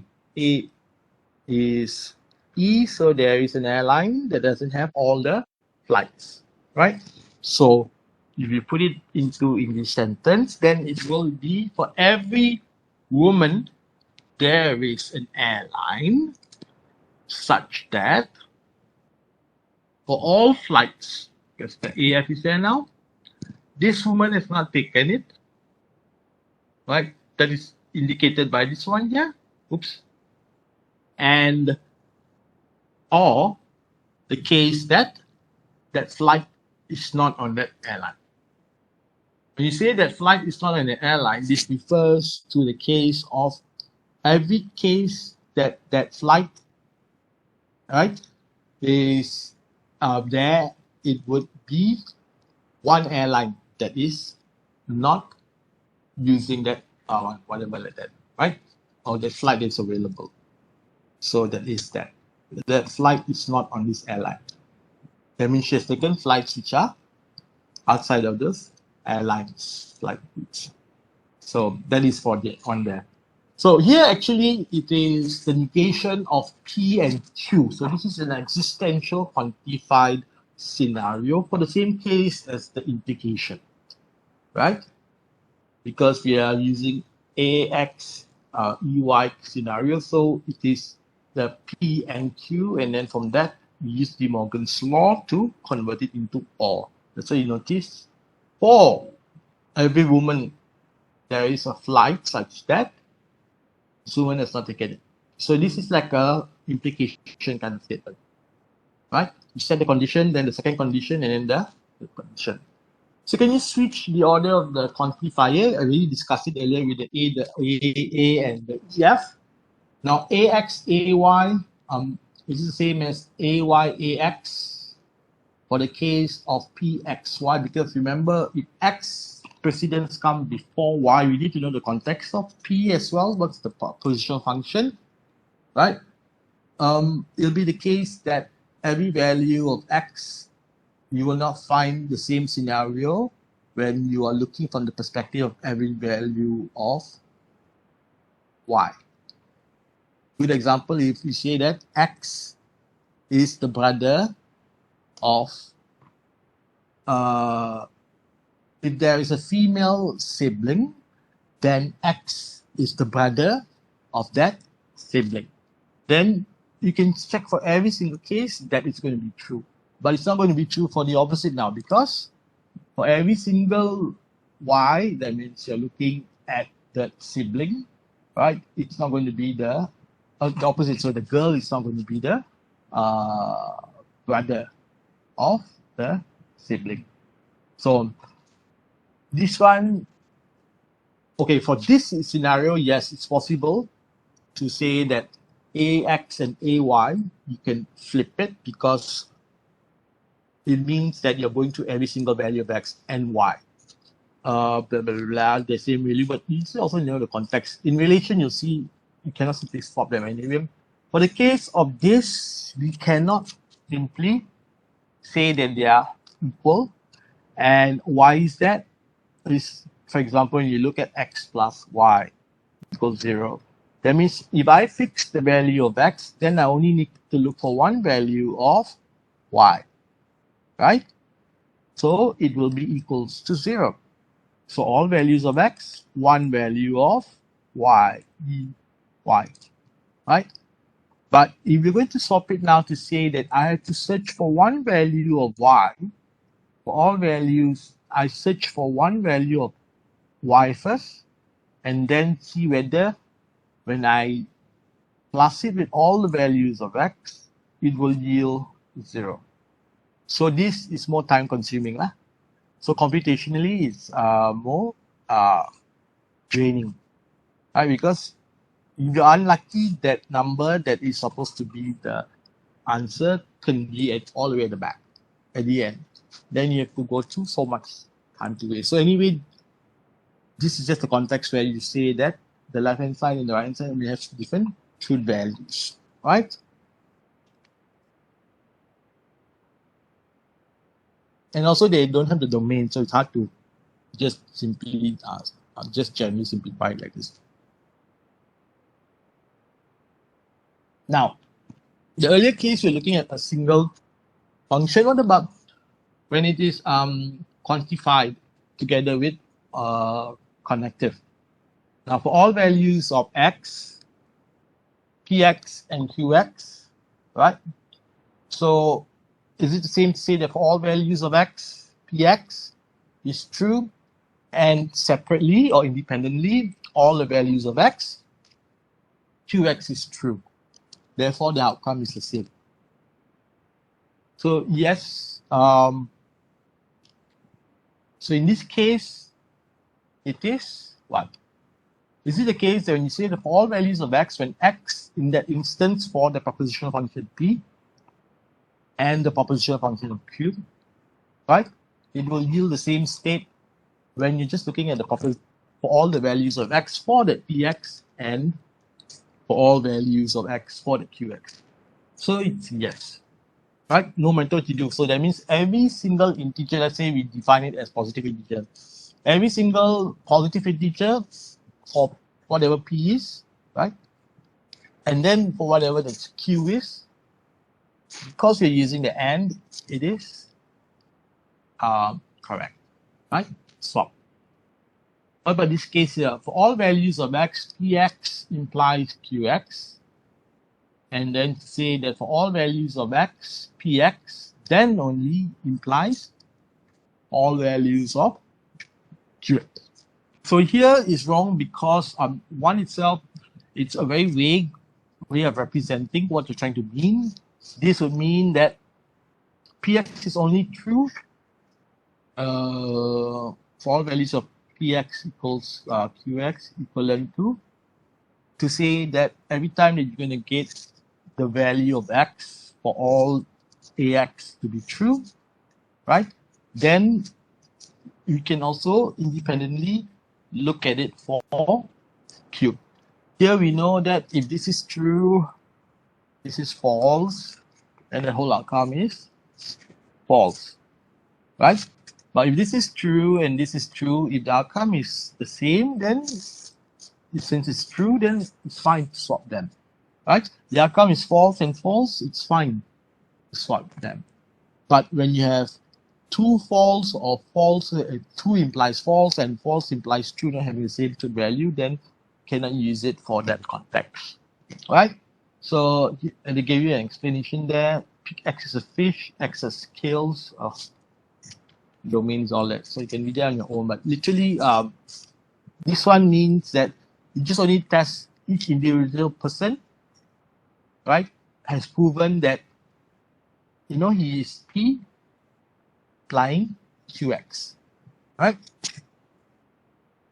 Whereas this case here of AX, PX, where's like the case up here, this has to be always true and this is always true separately. So yeah.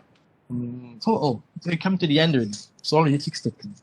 And I only managed to do this. So I think what I want to do is the last 3 chapters are mainly reading topics: relation,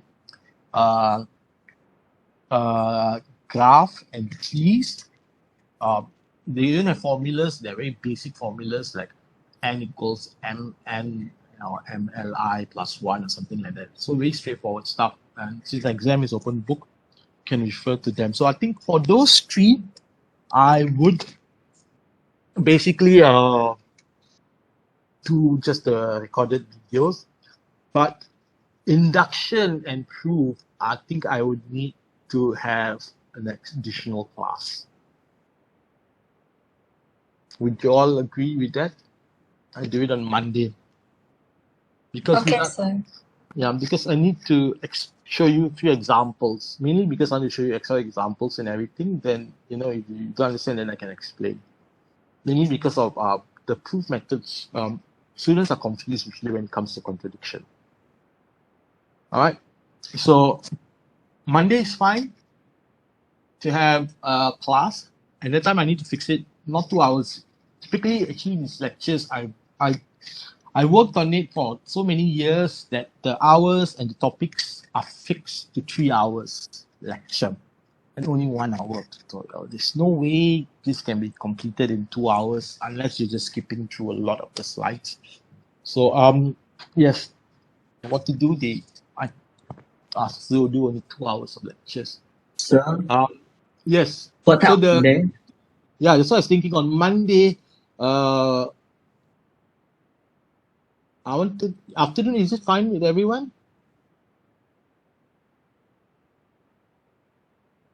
Afternoon I have class on Monday. All Not yet right. confirm. But Confirm. yeah, it's not yet confirmed because the lecture has gone missing for some reason. Okay, understand. So never mind. So your choice, because I'm not making it compulsory, right?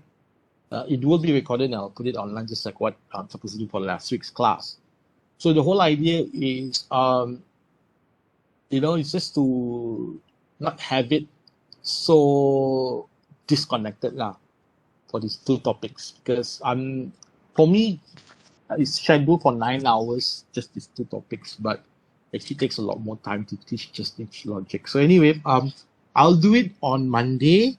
Would it be fine in the afternoon, let's say 2:30? Yeah, that's fine.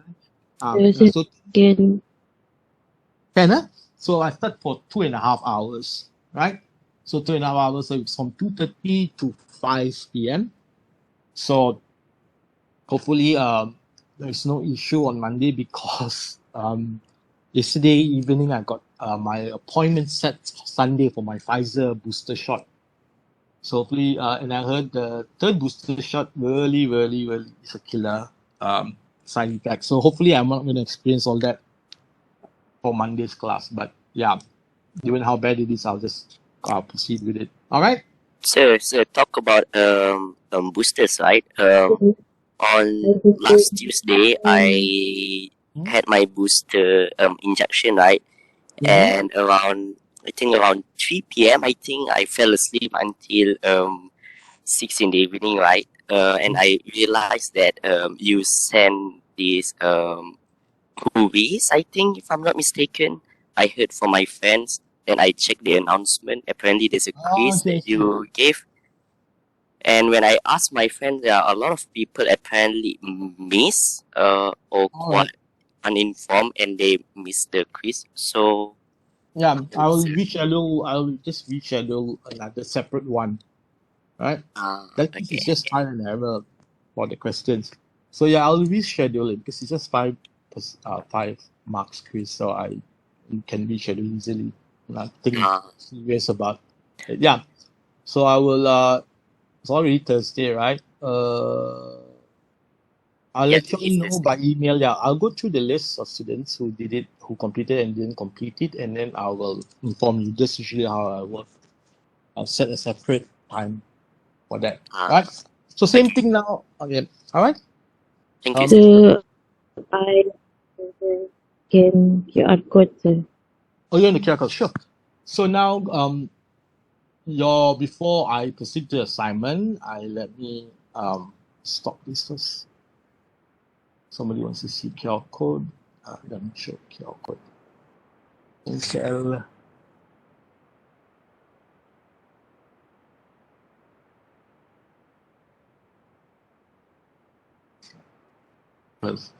Sir, test 2 is only chapter 4, right? Yeah. Well, actually, it's a combination of what we have done so far. It will be up to that. I wouldn't ask more. So I will just add in a bit more from probably what we did with the previous chapters. We do this. Share. Cancel. Everything need to cancel first with this. Come back.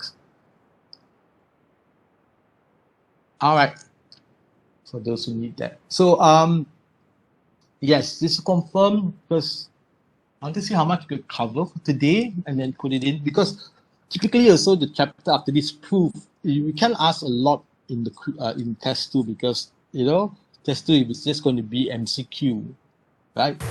Things in the quiz system nothing needs to be written and manually submitted to us in ELIT. So proof and induction hardly got questions to be asked, right? So what I've done is to make this a bit continuous, like for you revising. So what you've learned, it's for you to revise for your test 2, right? And then the assignment will have questions that will go on for the other chapters that is being covered, under the recorded video. Anyway, you can search for all the materials online and everything. Everything is there for those questions. And then that way you are continuously doing everything without overburdening lah. You know what I mean? So it's not a case of me still insisting that test 2 should be like how it's previously, chapter 4, 5, 6, 7, 8, right? And then you having to do the assignment also, which is still chapter 6, 7, 8, and then a final exam. So that is the strategy I'm using now for the case of your, right? With the test 2. So No problem, sir. all right. So for the recorded video lectures, now I suppose to use 6 hours, but unfortunately there's going to be more than 6 hours. It will be more than 6 hours because 2 hours I can just do quickly for just the last 3 chapters. But the special class that I want to do on Monday, the 2.5 hours, that one will cover from proof as well the logical equivalent rules of inferences that we're not done. That is very important. We need that actually, so that will be coming off for your test too. Did you all do that? No, that's under proof. And then yeah, that one comes under proof topic. So yes, yeah, that one also is. But that one will be coming out in final exam. So that way, so I don't overlap it, or else I have no questions also for final exam. Because whatever is done for test 2 is so hard to put into the final again. All right then, 333. What's the nice number today for the Okay, attendance? sir. So in conclusion, test 2 is chapter 4, then the assignment is 6, 7, 8, and the rest of the chapters. And final is everything. Yes, final would not be all the topics. Final is always split it. First half of the topics are meant to be covered under test 1, bit in test 2, and the assignments, right? So then when it comes to the final is only the last few chapters. That means from logic onwards. So what is like, the first 3 chapters which you done in school before, and that one I don't test you all again lah for final exam. It's not necessary. So it's only what we properly learn we come to on this course, so which is the logic onwards. So it'll be logic, chapter 4, chapter 5, chapter 6, chapter 7, chapter 8. Right? Yeah. It'll be all those 4 chapters. But this time, I think also then I have no questions to ask. I just not put it into the final exam. Then it'll be problematic if there are not enough questions. So for the assignment, any other question before I show you all the assignment? Because I closed it already. To reopen it. Hang on. Any questions else you want to ask? So test, it will be on Sunday, just like test 1. Right, it'll be 1 hour and 15 minutes, 75 minutes to do. It will only consist of MCQ true and false, a lot of true and false, because logic, usually that's what it is, right? So, just because it's 50 chance of getting it right or wrong, don't try answer lah. At least try your best. Even though it looks like a bit difficult, that means a lot of work for just like 1 mark like that, true or false. At least, it's a good practice lah, right? To do like that. So there will be more questions I can't say lah. That will be fluid. I think that is 20 questions and still 10 marks. 50 questions for 10 marks. It's just 10 marks. It's very, very minor when it comes to test 2. Because sometimes I see there's too much implementation, too much effort, work, and time just for that 10 marks for test 2. But the reason I'm doing it, this is quite unique to discrete maths. Last time we do have like few tests. A lot of courses only do 1 mid-semester. I'm doing this only so students will not have too much marks just for 1 mid-semester and then they fail. So this was the move to ensure that students are not a high number of failures occurring because too much logic is asked in mid-semester and then they all cry and fail the course. All right. Sir. Yes. Where will we have our test? Is it on elite or elite exam? Okay. Exam, have you all registered? Do you all know the procedure for doing it? We were not told about it, so I do not know. You all know how to use it? Yeah, I don't think. I don't think so. I know, sir. Yeah. I know.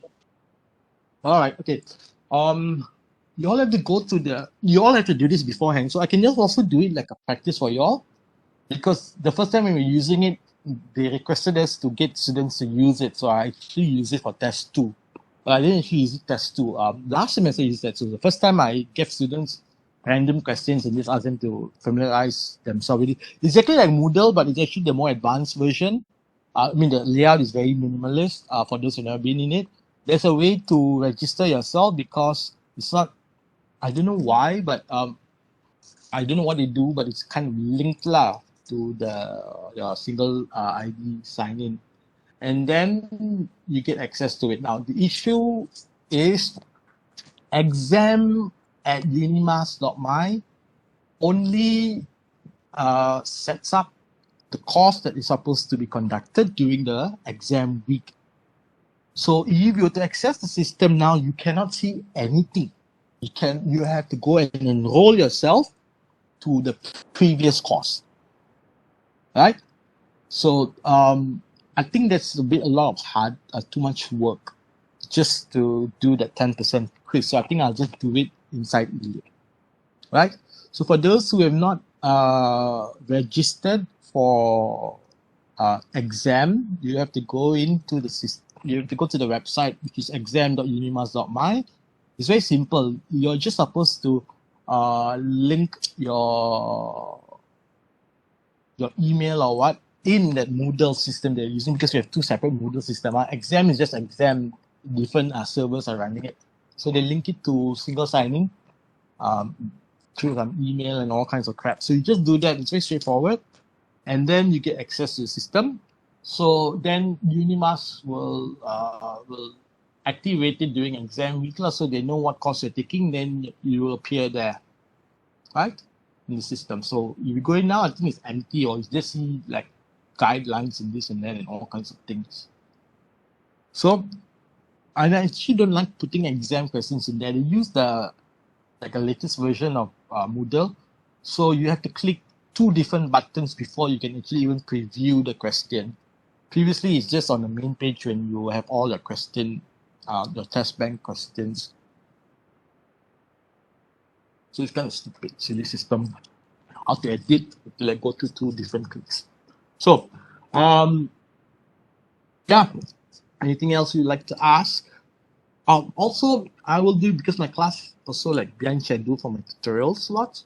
So for those in my tutorial slots, I will be doing recorded tutorial sessions for the remaining tutorials that we've not done. And this time I will open it up to everyone. Right, so I'll post it in ELIP for everyone to access it. Right, not just my students in my group. So when is our final exam? According to the schedule, I didn't see the latest one. When is it?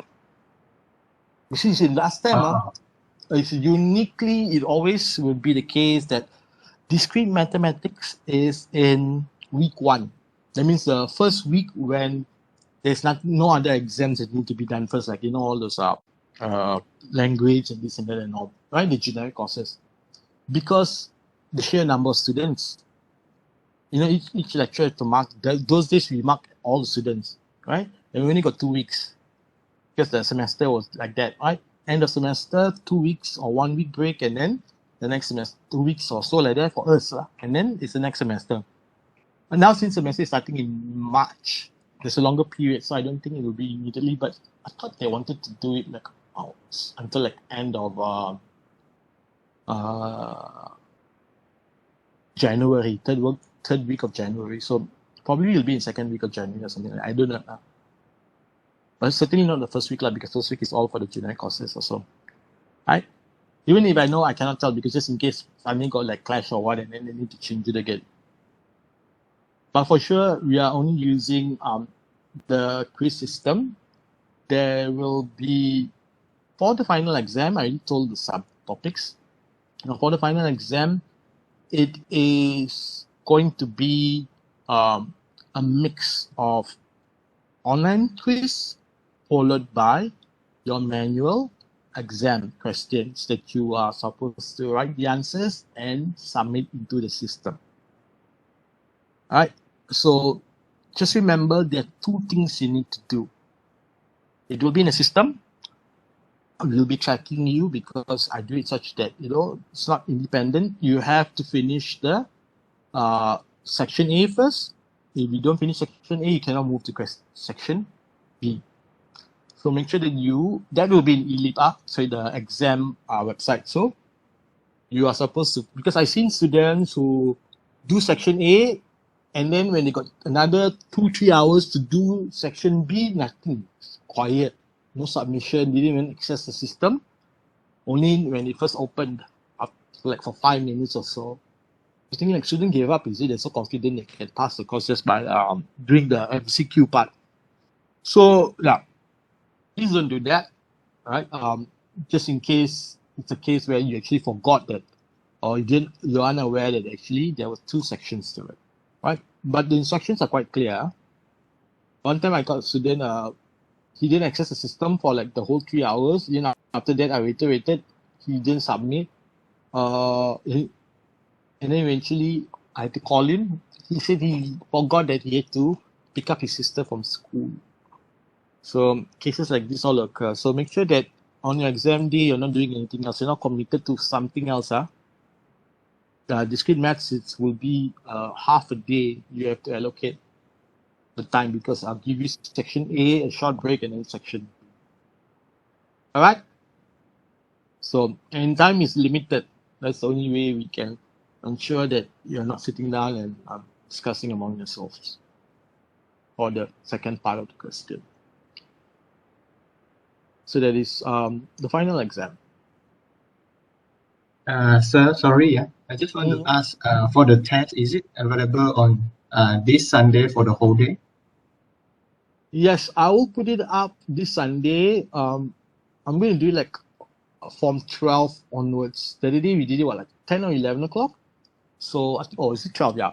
So it will be available the whole day, just like test 1. It will be available the whole day from 12 p.m. until probably midnight, in case there are people like, got plans of traveling this and that and everything. So just accommodate everyone.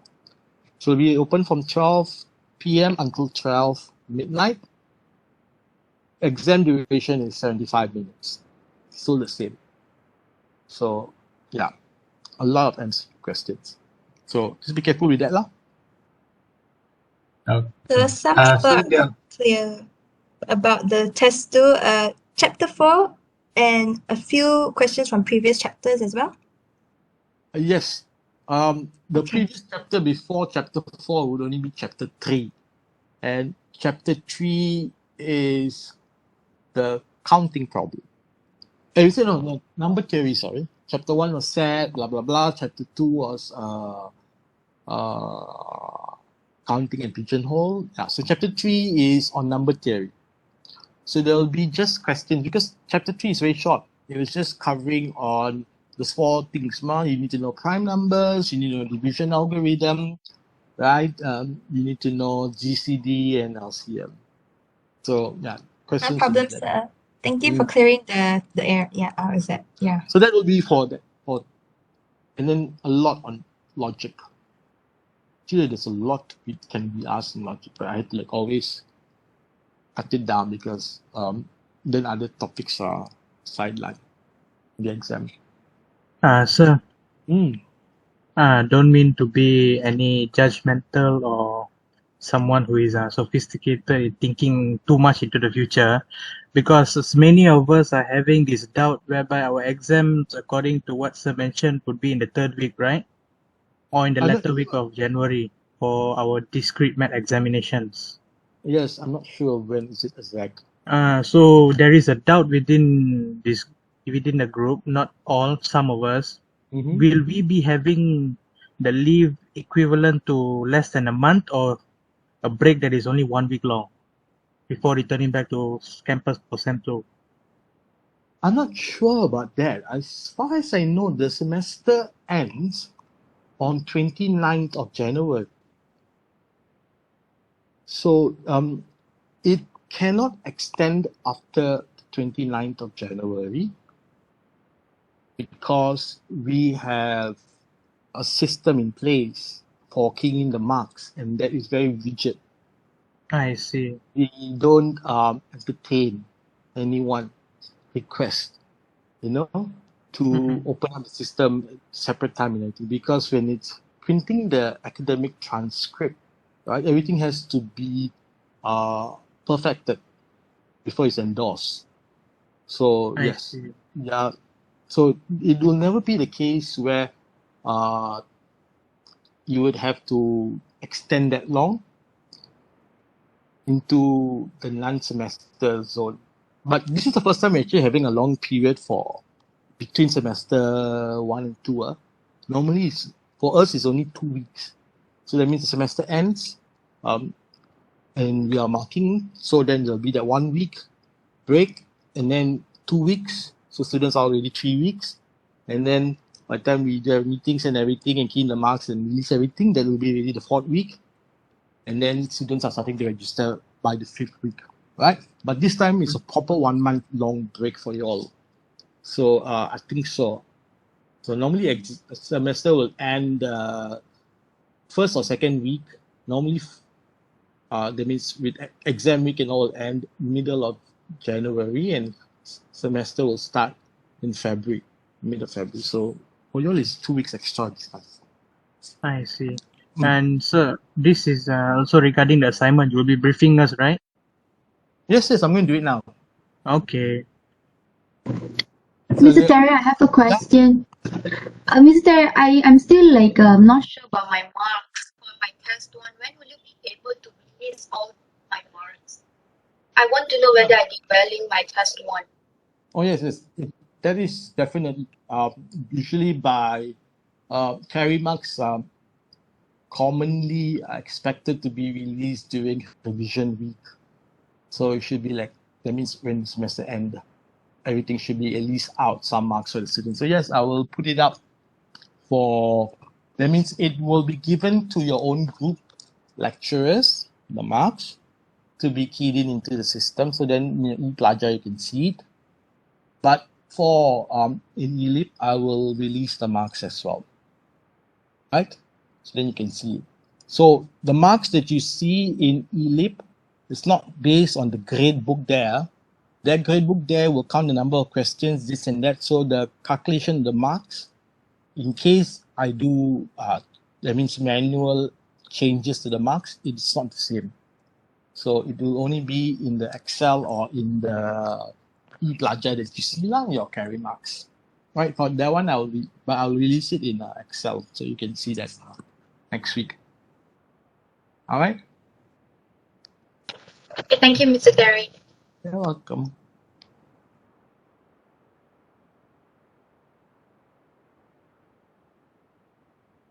Let me stop sharing again so I can open this Word first, just in case Tani say I cannot find it.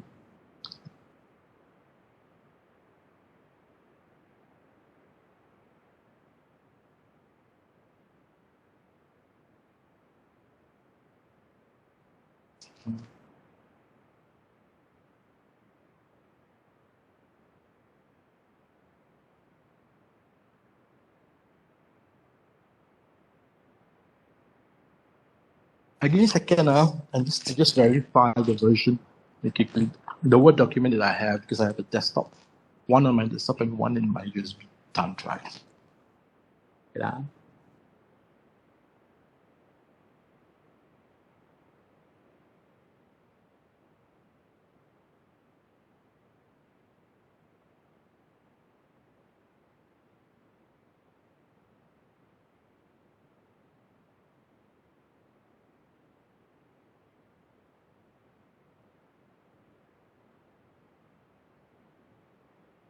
While waiting for me to show you the assignment, do you have any questions? Anyone has questions?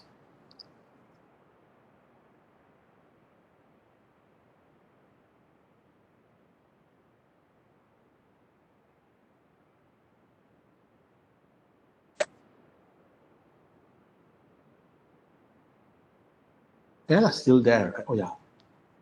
See, Go WebEx is still on.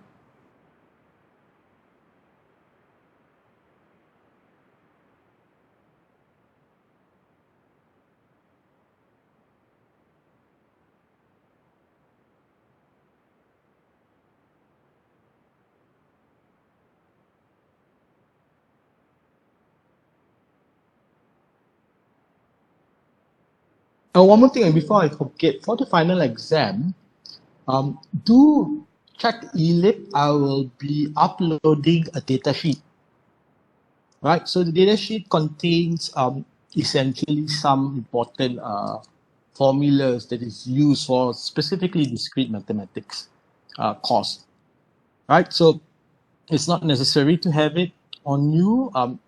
I did provide it from the beginning because now it's open book test, so it's not compulsory to have it. But let me show you how it looks like. It just contains all the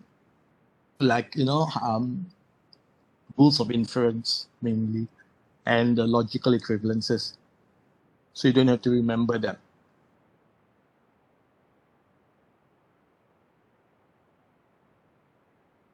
Anyways, all right, so you can see already.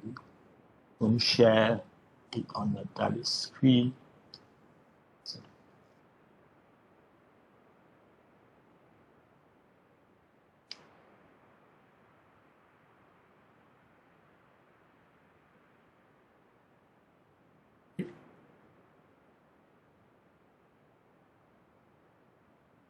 Where is WebEx? WebEx pula hilang.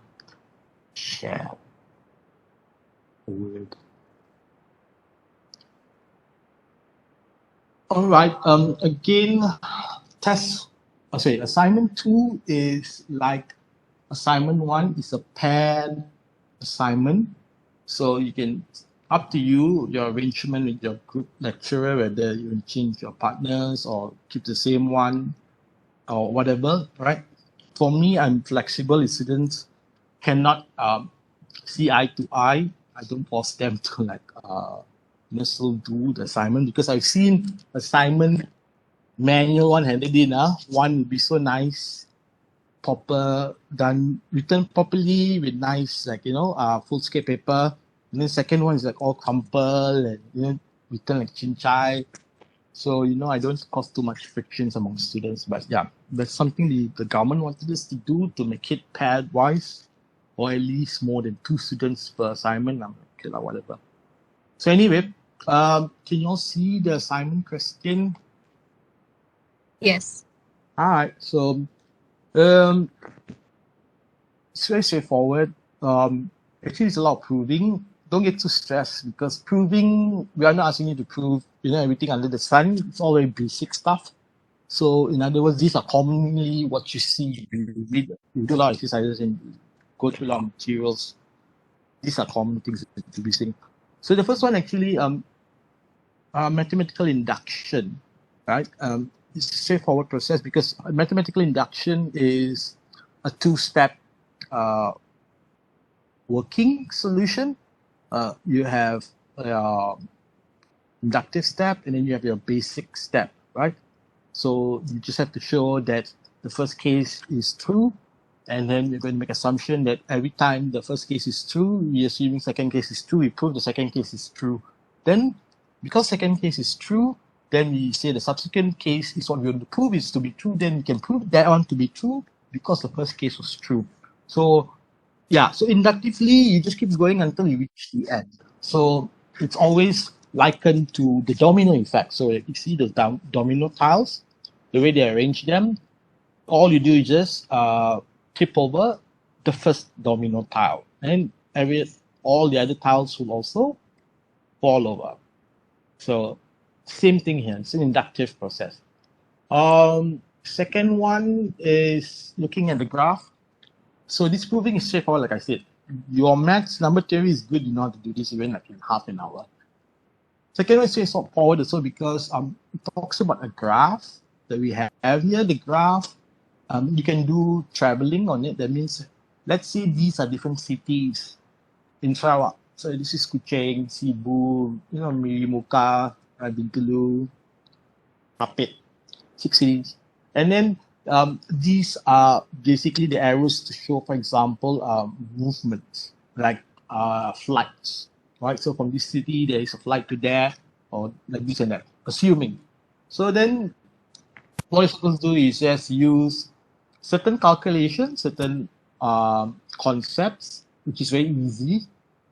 to show that how many ways or the shortest route possible. Like for example, you see there's a lot of arrows going into one, but there's only one going up from that first node. So it means that that one person at node 1 will have a difficulty arriving very early, or there's like no direct flights to any other city except for number 4. So for number 4 is zero connecting flight, for example. So what's the shortest path, right? Or the minimum cost. So all this actually comes from what is known as the traveling salesman problem. Right? See that later on anyway. So they just ask you how many length of walk. 3 is from node 6 to 2. That means from here to here, how many different routes can you take where the path length is 3? That means 1, 2, 3, 1, 2, 3. How many like that? Easy stuff. And give the complete list. This is this shouldn't be in here. I decided I thought this was the wrong version. This is not the right question to be asked because this is number theory question. It actually has a different version to show contradiction. Just let me look for that version. So anyway, that one I'll just update, but just to explain question later on you'll see is a number theory question. But to prove the number theory question, you have to use proof of contradiction. That's what I'm supposed to be doing next Monday. So proof of contradiction is when you have a direct proof, which is a common way, you show P1 is true, P2 is true, P3 is true, all the different Pns are true, therefore the conclusion is true, right? Contradiction basically says that rather than having to prove every single case of P is true, all I have to do is to show that the contradiction, assume the contradiction is true. That means it can happen. Like when mankind argued in the beginning, Earth is round. The other side said Earth is flat. So they were arguing. So one had to prove that it is round. So you go and find all the concepts, all the theories to show that yes, it is actually round. The other way to do it is just to show that your flat theory doesn't work or doesn't exist. It's not real. So that's contradiction, to show that if it's not flat, it can only be its opposite form, its negated form, which is round, right, or curved. So yeah, something like that. So that question 3 is it's missing that part. Later I'll update one. And finally, we're going to do also rules of inference. This is mainly the rules of inference, step by step. So it's just like what we did with the equivalence law, but this time it's a combination of equivalence laws as well as rules of inference. Now, using the proof by contradiction is the only trick. So here you're given 2 premises. So these are known as premises. That means your antecedents to say that P implies Q or R, and then you have the case of Q implies S. So when you're given premises like this, right, and then I have to actually it comes in a box to show that, in case you're thinking like, how come got one line here and suddenly got one like that there? So actually they're meant to be the same, grouped together as premises, because normally we write premises row by row. We draw a line below the last one, and then the conclusion is below it. That's why it's given like this. So it basically just says that when you're given premises, these premises are assumed to be true. That means they must always be valid, because proving cannot have something which is false.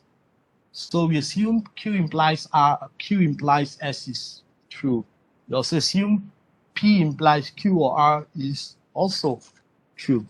So when it is true, then you just have to go about showing using proof of contradiction, because proof of contradiction has a technique to do. You have to understand. Contradiction means you're negating the state, assuming it to be true, but then it ends up being false. So your outcome will be false for the contradiction. So yeah, then you're able to answer this. So this is actually quite a decent question. I'm trying to see whether I can like automate it such that no more being manual. So then can be for final exam. So anyway, this is all. It's 4 questions. So we just add one small minor one because of question number 3 there. That is missing the other part of it. So yeah, what we've learned so far cannot, except for rules of inference which you use here. We really did logic, like set the other time. So induction, I have no choice. Usually I have to ask because I can ask in final exam. There are a lot of steps. You'll cry trying to do it under pressure when you know you have limited time. This one you can still defer and find on solutions. This is easy, just using matrix manipulation. You put it into a matrix and then you just calculate it using some operation. So yep, it's actually quite straightforward stuff. This is due in a week's time though. So today is Thursday, it will be due midnight on Wednesday. So by Monday, if I can complete everything, so at least you still got 2 days to complete everything. So what you can do, you just do first. Actually, you can't do much because everything else. The tutorial recorded video should be out by over the weekend. Tomorrow I already compiling because I need to remove all the unnecessary bits first. I'm not going to give you 3 hours long one, but actually it's only 1 hour lecture. The rest is just me talking to students. All right. Any question? Sir, yes. Confirm back next week, Wednesday, midnight due. Yes. Okay.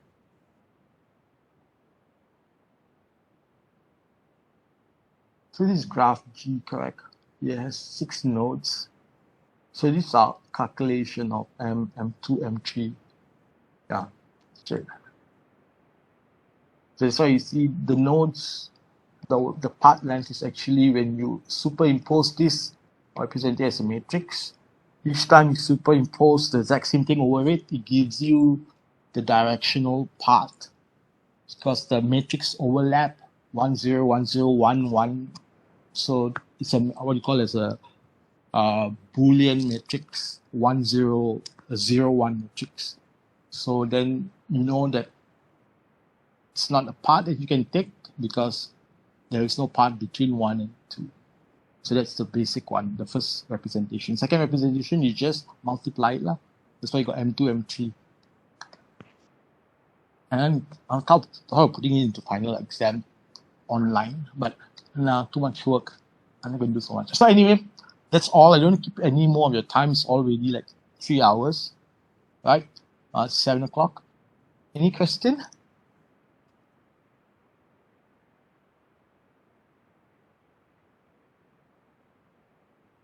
Anyone still wants attendance?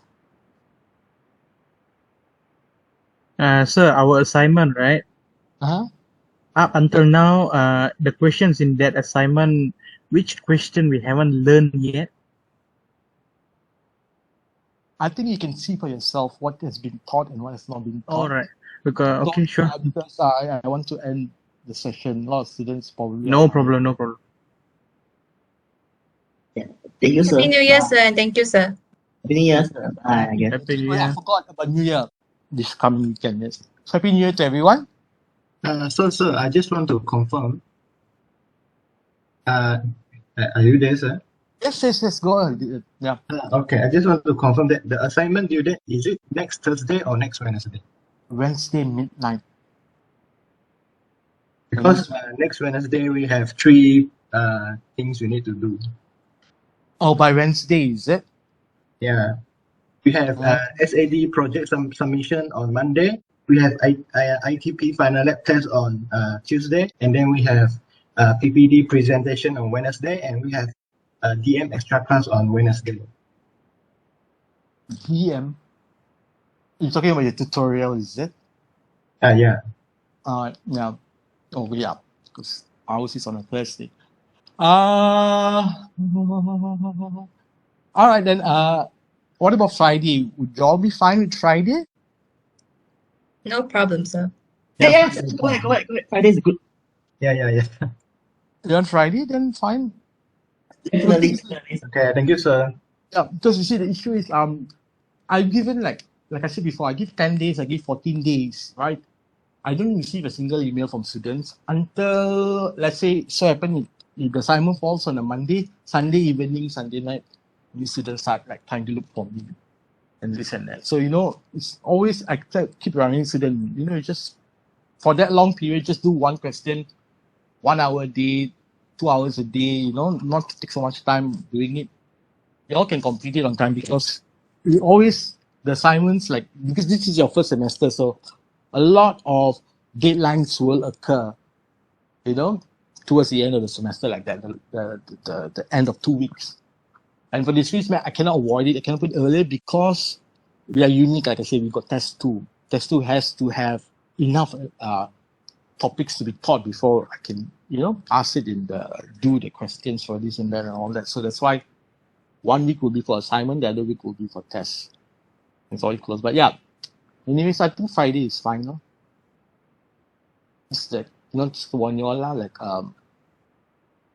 It's Friday midnight, is it? Friday, I'll put it at 5 p.m. 5 p.m. Okay. Yeah, 5 p.m. because weekend lecturers would, if they want to, they can, what do you call that? They would like to mark it over the weekend. So some lectures they would, what do you call that? Print it out. Okay. Lecture next, yeah. So yeah, just give them like that time, so they can print it out by Friday, 5 p.m. All right. Okay, thank you, sir, for the extension. Yeah, welcome. Anything Sir, else? one cut, two piece. Happy New Year and thank you so much for your extension, sir. You're welcome. Happy New Year, sir. Happy New Year to you all too. So hopefully next year will be a less of I don't know, since I came back from KL, there's a lot of hassle in a lot of things. They say the new norms, but actually it's not. Getting my third booster shot is unnecessary. It's being quickened because Omicron is being the next cold flu that we'll be experiencing. Eating a pill would stop this pandemic from happening. But we know why. The urgency. Today they announced, next day I already got my appointment. So not just I don't want, I do want to get a third booster if possible. But yeah, hopefully next year it will be a better time for everybody. Right? And especially for you all. It's a very, very challenging time because you don't get to see real campus life. Your senior 1 year has not been to campus. So not seen each other. So yeah. So learning does take a toll. It's a factor because you don't see the competitiveness, you don't see the expectation, a group expectation, collective expectation, right? It's only within your groups and then also yes. But yeah, all the best anyway for all your exams and all. I think you're only 4 courses you're doing, isn't it? You normally first semester students take 4 or 5 courses. And that's you have been a bit ambitious to take on more. So anyway, all the best for all your exams. Right? And may you all do well. And I hope to see any one of you all next semester. I usually teach the repeater course for discrete maths. All right then. Good night. Okay, thank you, sir. See you. Thank you, sir. Thank Good you, night. sir. Good night. Thank you, sir. Sir, Happy Thank New you, Year. sir. Yep.